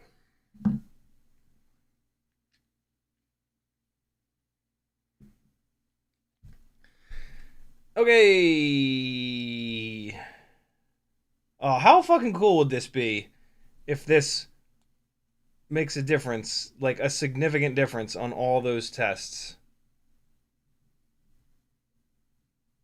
Like every battery, all three quads. How absolutely awesome would that be?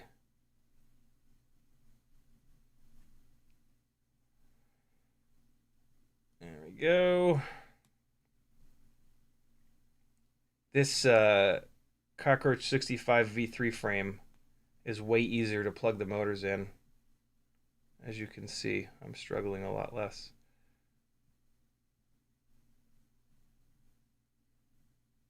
There we go. Putting the motor wires the way that I always put them, which is like outwards, like this. All right. Here we go. Are the batteries done? One of them is. Three of them are. That's enough. Well, let's do this. The ones that say okay, they've said okay for a little while, so I'm going to pull them off, put them back on, because I want the charger to push them all the way back up, and I want it to say okay again. All right, so let's give that a second. I'll get caught up on chat. Fire this up. What do we do? The 2G4 first. We got this guy. Okay, so All Drizzle says, is this how Tokyo Dom got 3.5 minutes on the champ outside? I guess. The Intel Turbo says, is anyone taking bets on whether this works or not? CiottiFPV start a poll. Good call. I have a second, too. Where's the poll? Plus, start a poll. Will it work? Yes, no. Start poll. Here we go. All right, one of them just hit okay.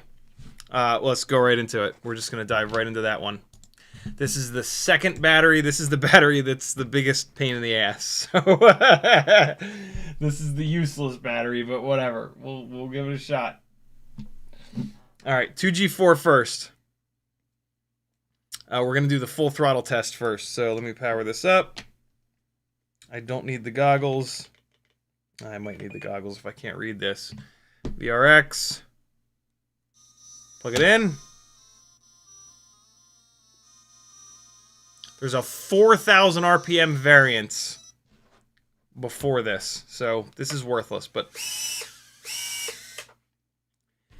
57,100, which is less than it was. Well, no, that's 4,000 RPMs higher than it was before, but I don't think that really works. Hold on.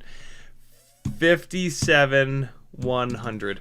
Previously, it did 53,762, but this is the battery that on the Air65 did 57,000. So, that is kind of higher, but kind of not. All right, here's a battery that just hit okay that we did have a good result on last time. Here's going to be the first real test.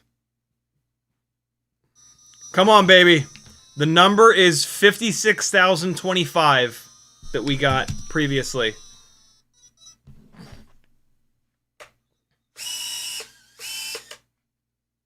Oh, 57,142. It's not nothing. It's not mega. It's an extra 1,000. That is not nothing.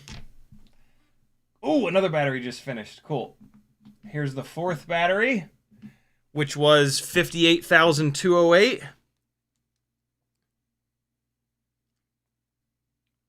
I'm going to redo all of this with at least one quad, and I'm going to use the brush to really hammer these pins with the stuff.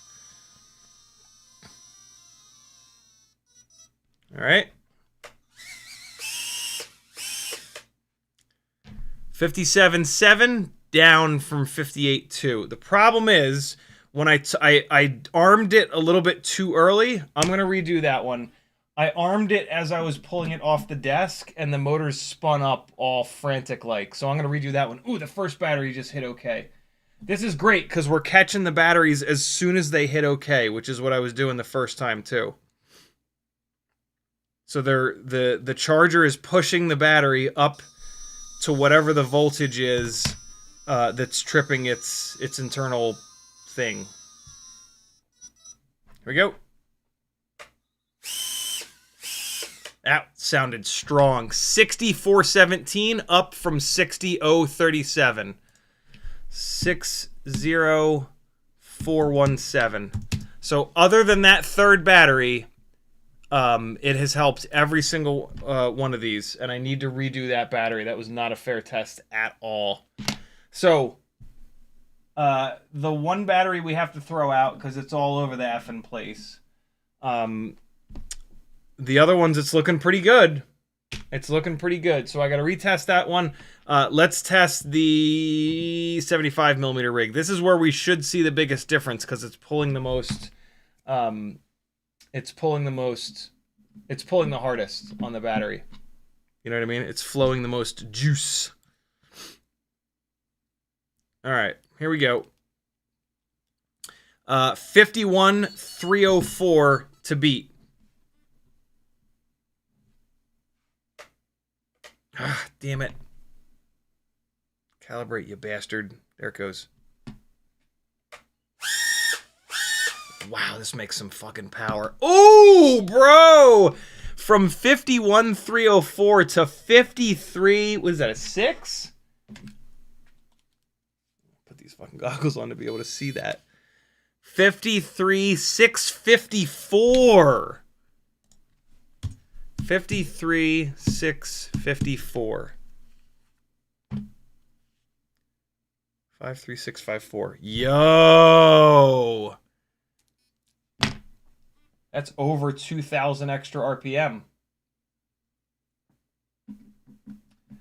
All right, I'm waiting on these two batteries to hit okay. And then, but I mean, so far, in every case but the unfair case, it's gone up. 60,037 to 64,17. This is a disaster here. 56,025 to 57,1. And then we got to redo this last one. And then 51,304 up to 53,654. So, starting to become pretty obvious that it's doing something. It's not doing a lot, but, you know, for $15, what the hell? 1,000 RPM is 1,000 RPM, right? You'll feel good about having the highest performance motor plug tiny whoop ever that you can, right? And then maybe when Butterfly FPV tests those 5 different ones, maybe he sees a massive change in those. And maybe maybe if we apply this a second time, it gets better, or a third time it gets better. You know what I mean? Like, this is step 1 in using contact enhancer on tiny whoop motor plugs, right? Ryan says, just finished indoor flight of Air75 II Champion that delivered today. After one battery, immediately switched the other batteries on the charger to storage charge. Learned it's in fact an outdoor whoop. Yeah. Indeed. Come on, charger. Push those 0.9 amps into these bastards. So we need to test that 4th battery. See if we can beat that 58,208. And then we need to run this second 480 mAh battery. See if we can beat that 53,137. And it's 11:50. We're going to go past midnight tonight. Because I do want to do the hover tests. And I did the hover test on this second battery. Second 480 mAh battery. And then on the 260 mAh batteries, I did it on the 1st and the 3rd. The 1st battery, I did it on the 2G4. The 4th battery, not the 3rd, the 4th battery, I did it on the Air65. The Air65 runtime test is fucked, though, because the PID loop was all over the place. That minute and 15 is a bit of a nightmare. But these full throttle tests, I mean, if every single one of these full throttle tests shows more RPM, that's pretty fucking definitive, right? Like, what else could I have done when... Matter of fact, when you... The service life... Look up the service life of JST 1.25 plugs. It's like 20 cycles. And so just unplugging these motors and replugging these motors hurt their performance. And so the fact that from the Stabilant 22 we're getting increased performance, even though unplugging and plugging would have made it a little bit worse, right? That's real. Battery number 3 is done. I could run that on the Air65 V2, but I'll wait. Come on, battery number 4. Get your ass to okay.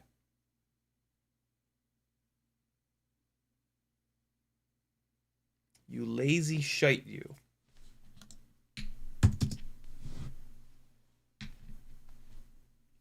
Wish this charger would go to 1.2 amps. I have the version 1 Vi-Fly Whoopster. It maxes out at 0.9 amps, but it doesn't have a fan in it, so it's completely silent, which I really like. A little bit smaller, a little bit lighter that way. Oh, battery 2 just hit okay. That's the one that's a disaster. It wasn't a disaster when I ran it on the Air65 V2, though, so maybe we'll see a good result there. Come on. I need you two. Two batteries right next to each other. I need them to hit okay. This has just been the most riveting live stream. Ryan with a $4.99 super chat. Thank you, dude. He says, just a small token of appreciation for the millions of questions I've asked you. Thanks for doing what you do. This is my first super chat ever. Thank you, brother. Ooh. Battery number 4 just hit okay. Here we go. Here we go. Will it be a clean sweep on the 2G4 with higher RPMs? I'm going to do it the right way this time. Not arm it too early. Here we go. Give it a second. Stop flashing. We're ready. Nope, nope, nope. Flash, flash, flash, flash, flash. Calibrating, calibrated. Here we go.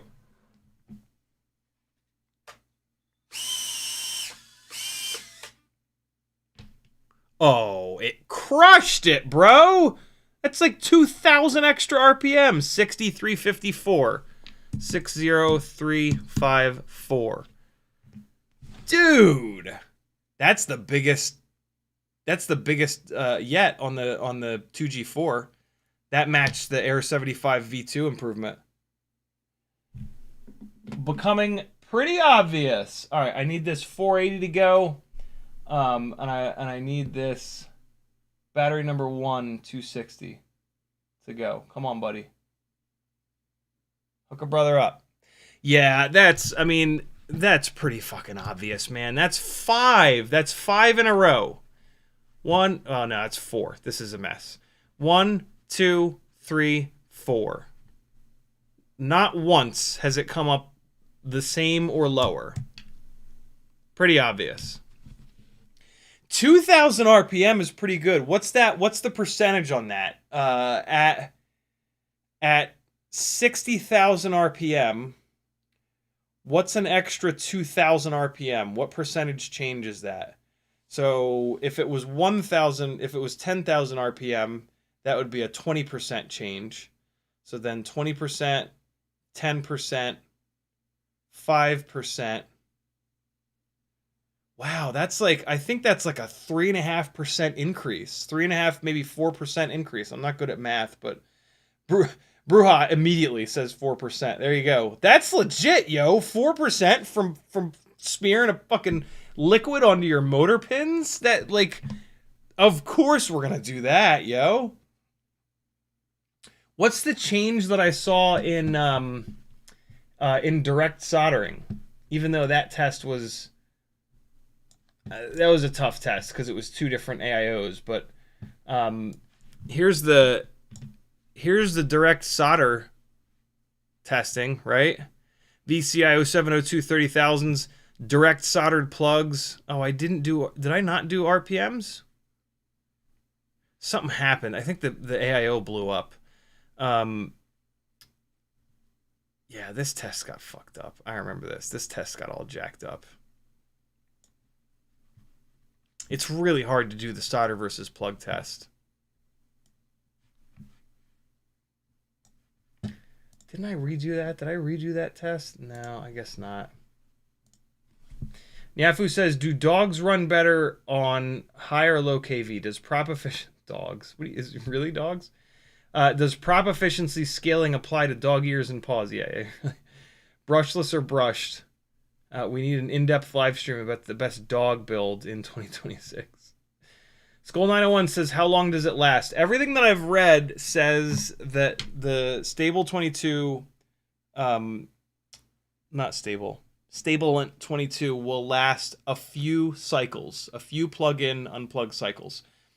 For me, I'm going to trust it for like 1 cycle, and then I'm just going to reapply it because, like, you're putting a microscopic amount of it on there. You know what I mean?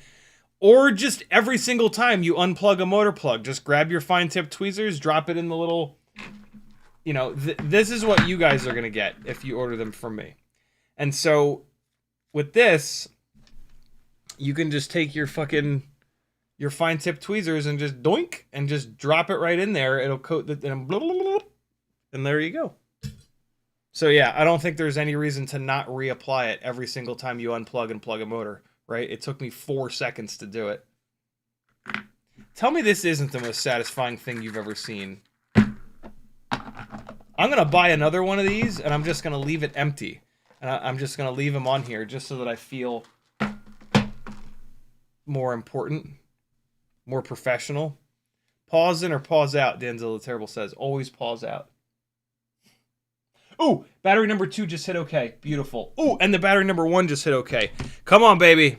Here we go. Here we go. Transmitter's on. Big boy. Show me 3,000 RPM. Give me a 3,000 RPM difference. Ooh, it's got power, this rig. Nope, not 3. 1,700 more. So we went up to 54,825. So it went from 53.1 to 54.8. Stabilant 22 makes a difference. We're going to do one more test, though. We're going to do the Air65. This is completely obvious, though, right? Like, oh, do I really have to do this hover test? Fuck. Oh, that sucks so bad. Air65 V2. Here we go. It's all late, man. I don't want to do this bullshit. All right, battery number 1, Air65 V2. Just hit OK.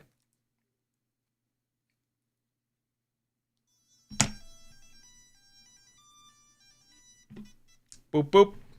Stop flashing. Awesome. Why is there no video? Come on now. I'm going to put this battery back on the charger. I want everything to be as even as possible. I'm going to grab the second battery. Hopefully the VTX didn't blow up on this. All right, this is battery number 2. This is the kind of janky one. Okay, now. Boop, boop. Stop flashing. Good to go. Here we go. This battery sucks. 57,842. Didn't go up a lot, but this is the wild card battery. Wild card, bitches! Went from 57,692 to 57,842. Didn't go down. I'm done with this battery. Watch this. Here's how you deal with your old batteries. No, I'm not going to go. I was going to go full throttle and just drive this battery into the dirt, but I don't want to screw something up. Battery number 3. I'm waiting for that first battery to get all the way back up to fully charged. Battery number 3. Previously it did 57,046. 57,046 to beat.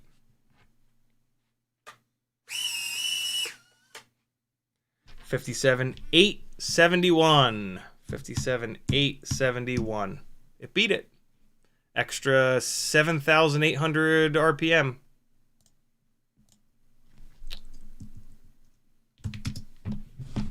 And all right, so I need that first battery and that fourth battery to flip over to OK. The gains on the Air65 V2 are a little bit less so far. That's interesting. Consistently a little bit less.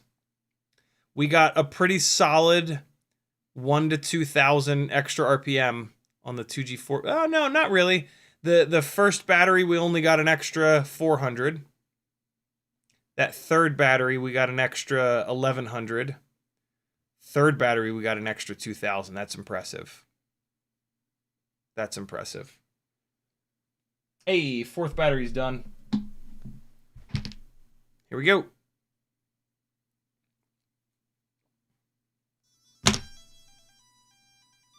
Doodly-doo.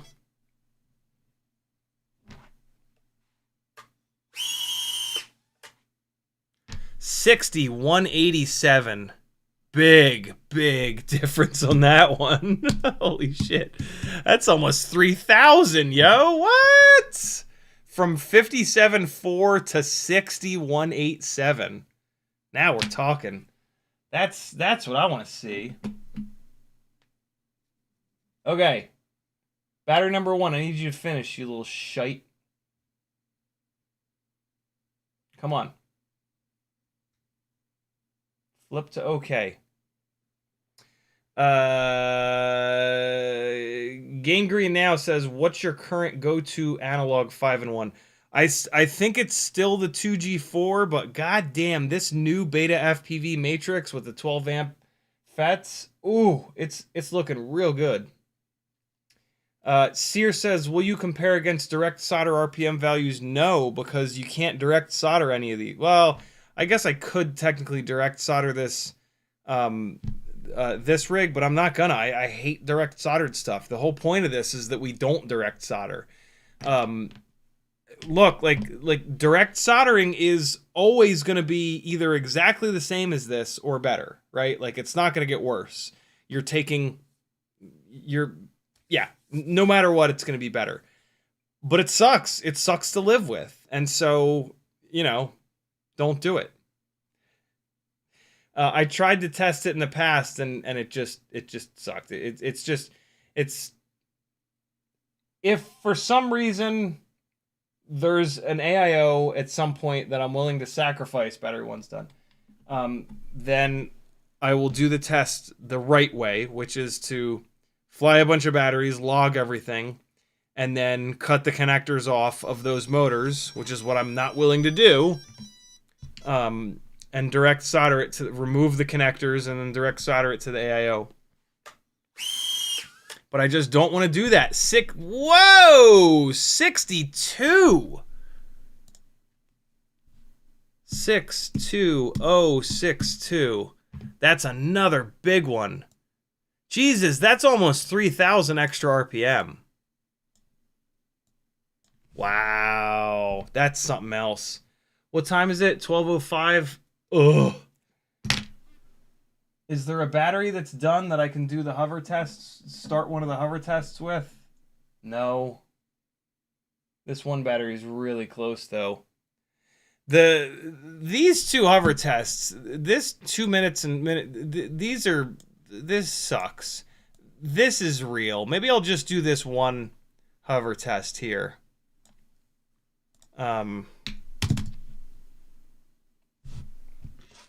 But I'm waiting on all these damn batteries to finish up. Can you finish up? You sure? What if I unplug these other batteries to reduce the amount of load on the charger? That'll probably work. Push, charger, push. Come on, Vi-Fly Whoopster. Do it. Go. Push them harder. Yeah, Stabilant 22 works. 4%, 5%. I mean, whatever. If this shit gave me 500 extra RPM across the board, I'd be like, cool, I'm doing it forever now because it doesn't take any time. It's cheap. It's like whatever.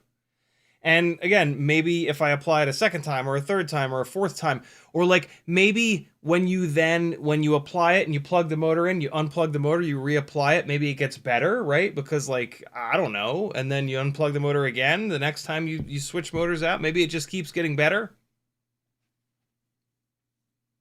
Come on. Give me one of these batteries.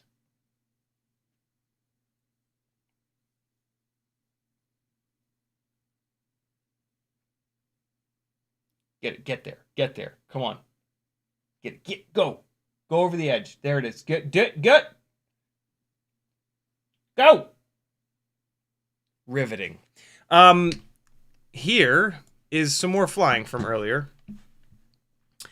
I flew. Oh no! Here, somebody will be interested in this. Here's a 65mm rig blasting around out front.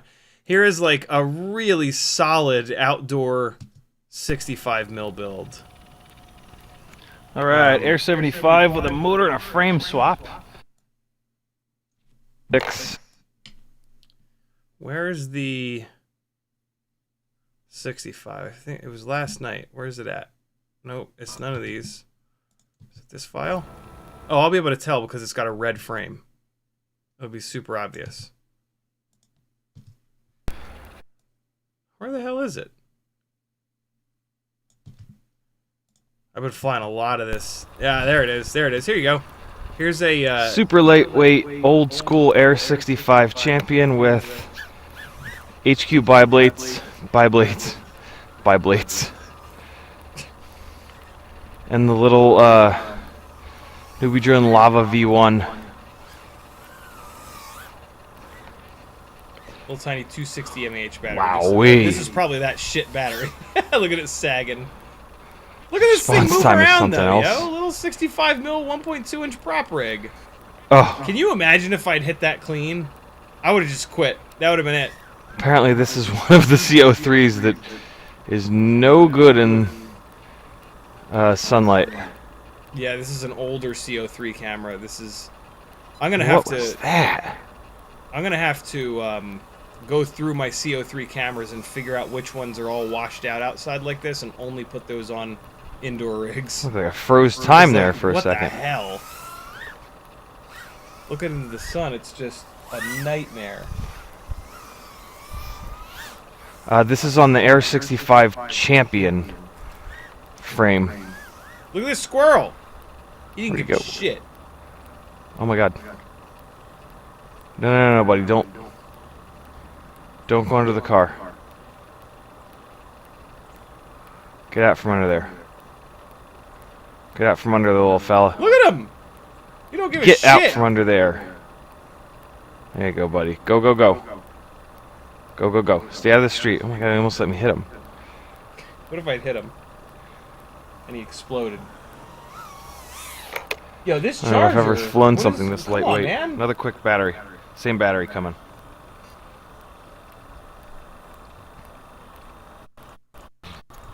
Yeah, so there you go. There's a little 1.2-inch prop rig. Here's more from today, though. I was flying hard today. Alright, What this is got a into it? 2-inch build. So we Module watched 8. this on the beginning of the stream, and then I only had one battery for it, and then so here's the 1S. I was just Here we go. So caning this is now thing with the around. HQ Look at this ultralights thing back walking on around, it. The GEP-RC 1002 25,000. Yeah, this battery's pretty much done. Yeah, this is after I went back to the HQ props. Hey, battery number 4 just. So now, as it, well, let me change the battery. All right, world's then- most boring Well, no, we got enough juice. Hold on. hover test. So here's what air mode on looks like. You guys all know what air mode on looks like, but zero the throttle, and it's just locked. Here we go. A minute and 15 seconds to beat. Yeah, this thing is upset, yo. The PID loop is absolutely freaking out. So what was I doing? I was putting the 12 on the middle of the drum kit here.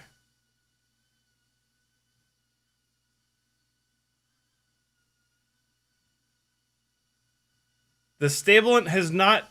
Can confirm... Stabilant 22 does not make your tune any better. Actually, probably makes it worse because it passes more voltage to the motors.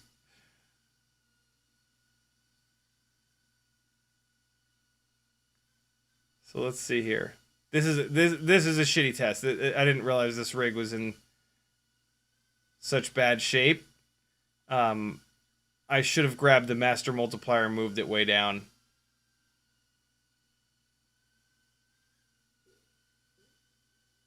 Because what's going on is the PID loop is freaking out at this throttle amount, and it's braking the motors, speeding the motors up, braking the motors, speeding the motors up. So like if we looked at a black box log on this, it would be all over the goddamn place.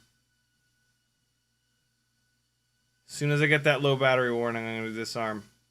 We're already past 1:15.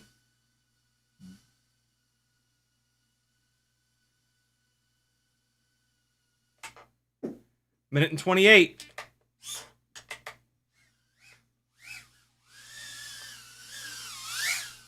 Oh!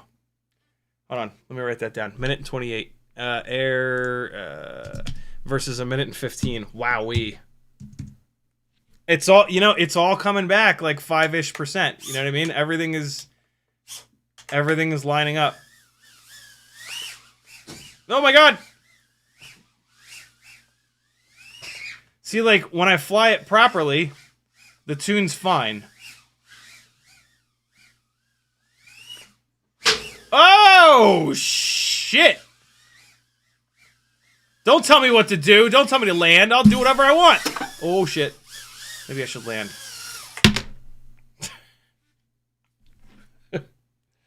Oh, the other battery. Both batteries just hit okay. Yeah.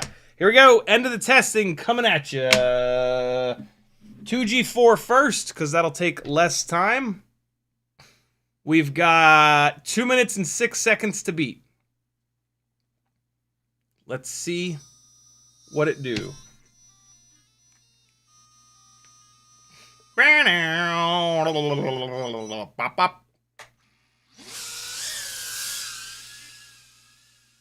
right, and so on this one, I put the right side of the right crosshair right there. The left side of the right crosshair right there. And the most boring test continues.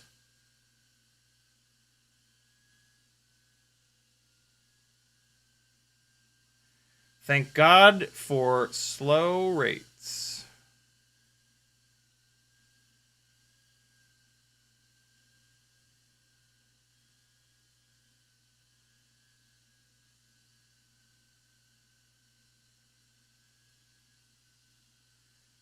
Oh boy, this is something. I'm actually like really concentrating too.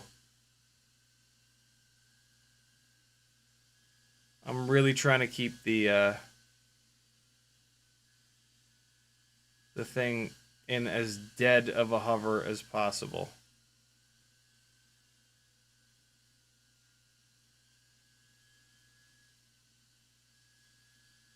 .65, minute and 20.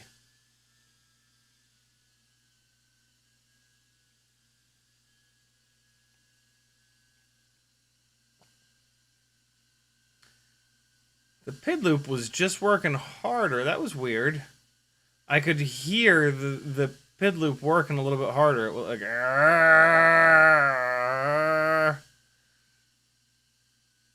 oh, nope. Come on, get back up there.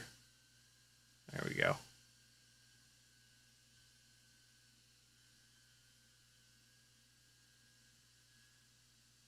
Get back up there. I feel like I'm not doing as good of a job holding this thing in place right now. 2 minutes and 10. So we went from 206 to 210.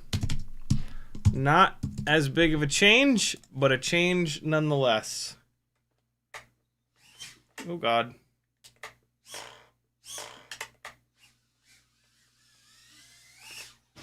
Oh, fart. Oh my God, what is happening? I can't fly. This doesn't help that the battery is pretty much dead. Okay, last one. Which is going to be the big bastard at 3 minutes and 44 seconds to beat.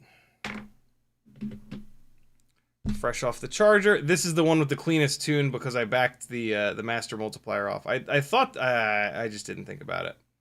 This is the only one that was like screaming at me. My tune is a mess right now. Help me. I should have backed them all off. Sly Stop with $6.99 Californian Canadian dollars. Thank you, dude. Here we go. All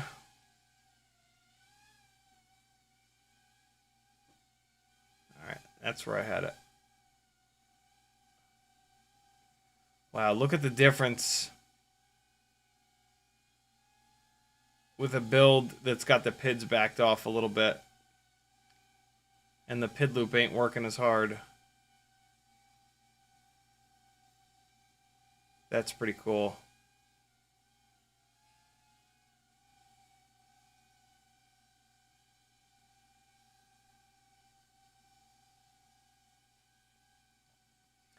These hover tests are definitely the weakest of these tests that we're doing, but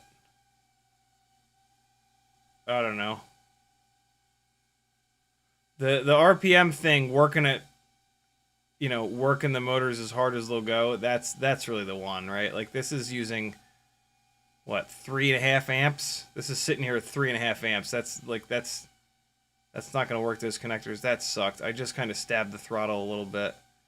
That's not great. I was way more awake when I was doing this without the Stabilant 22. I'm getting a little tired right now.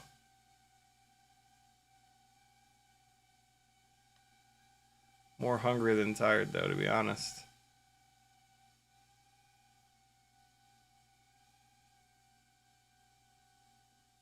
Minute 43, 3.76 volts.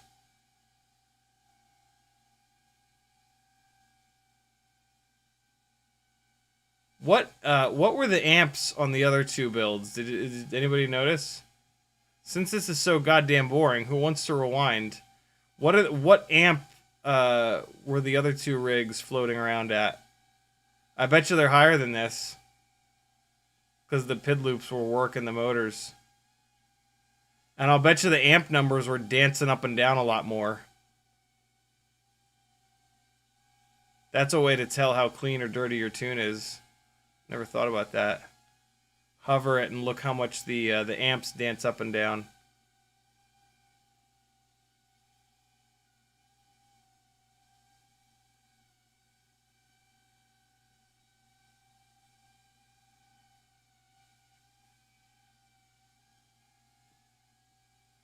There's also a variance of, like, when that low battery warning comes up. If it just happens to be when I've increased the throttle a little bit, or when the PID loop is working a little bit harder, that's going to sort of throw it off. But again, I'm not putting much stock in this test. The full throttle RPM tests are where it's at.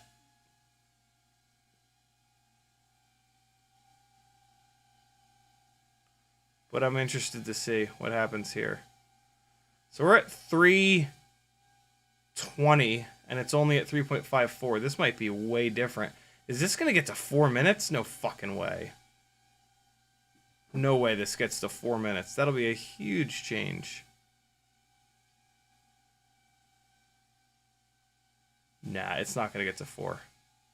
But we're already past where it was without it.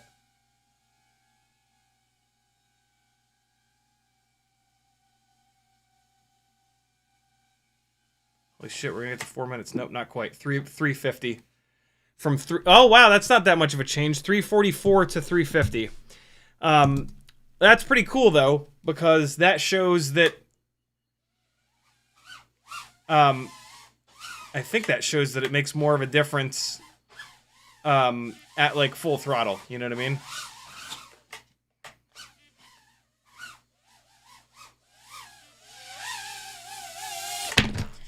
Well, there you go. Stabilant 22. It works. It absolutely works. Go figure.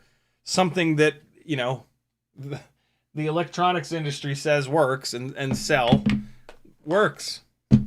Woo! Man. That's hard to hover like that. Jesus. It's hard because we don't do it, but also because it's boring as shit. Damn, okay. So, yeah, I'll get these little 0.5 ml vials up on the Etsy store here tonight. CiottiFPV.com has a link to it. Get yourself some Stabilant 22 and a sticker. Buy a sticker. Support your buddy. It's a great way to support me, is to buy the stickers. And there's lots of other stuff. Float around the Etsy store. There's all kinds of good stuff in there. Cool. Thanks for hanging, friend. Smirk Station says, thanks, Air 2 Racing is ordered direct from Beta FPV. I'll get it in under a month, do you think? I think so. Yeah, I think you get it in a week and a half, I'm going to say. And I'm caught up on chat. And it looks like 74% of people correctly thought that Stabilant 22 will work. Bunch of smart people in this chat. I'll see you guys on Friday at 7 o'clock. Here's the full test results. Every single metric went up. Runtime, RPM, across the board. Ignore this. This was the battery being a jackass, but every single time. Sometimes up to 3,000 extra RPM. Very, very cool and very convincing. No, forget this. Very convincing test results.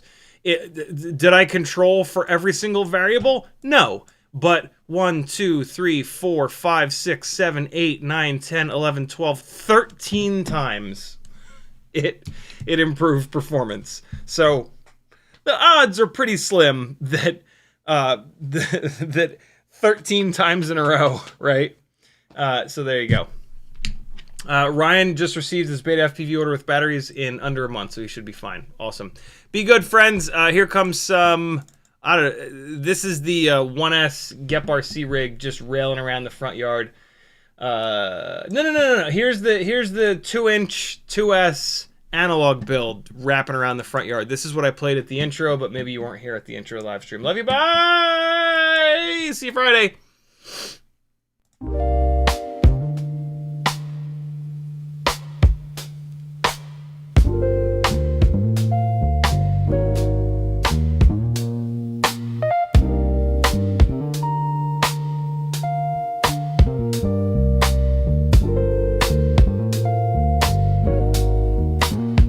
Yeah. Out in the yard where the grass grows wild, CiottiFPV's goggles locked, grinning like a child. Teddy spaghetti's, fur flies, and jet wash dreams. Yeah. Chasing small whoops like a dog possessed fiend. Eyes on a neon blur, hard in the chase. Bit fuzz and prop spin, all tangled in place. Yeah. Four-legged rebel with a rotor stir tail in the circus of the sky. They never fail. CiottiFPV, Teddy Spaghetti, dynamic duo kings, barking at the breeze, throttling at top speed, they zooming through hoops, flipping in style. That schnauzer's got throttle and a toothy smile.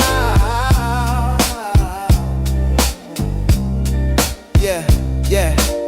Shotty's on sticks, Teddy's on paws. Side by side, legends breaking all the laws. Through the kitchen, over couch scale terrain. Backyard mayhem in their flight domain. No ground too sacred, no loop too tight. Fuzz, fuel, fury ignites the night. When pilot and pup lock eyes on the prize, every whoop they conquer is a fresh cut surprise. Yeah. Yo, Shotty behind the sticks, Teddy's leading the pack. Prop guard missiles unleashed, never looking back. No leash, no map, just freestyle mic. They on the dog drone streets every day and night. Said whoops, hitting low, gotta nail the dive. Teddy push throttle up, feel the beast come alive. I see the neon arc, got the sticks locked in, Teddy. Yeah, let's rip this loop, ride the roar of the wind, Teddy. Yep. Yeah, CiottiFPV, Teddy Spaghetti, coming at duo kings, barking at the breeze, throttling at top speed, zooming through hoops, flipping in style. That schnauzer's got throttle and a toothy smile. Teddy Spaghetti.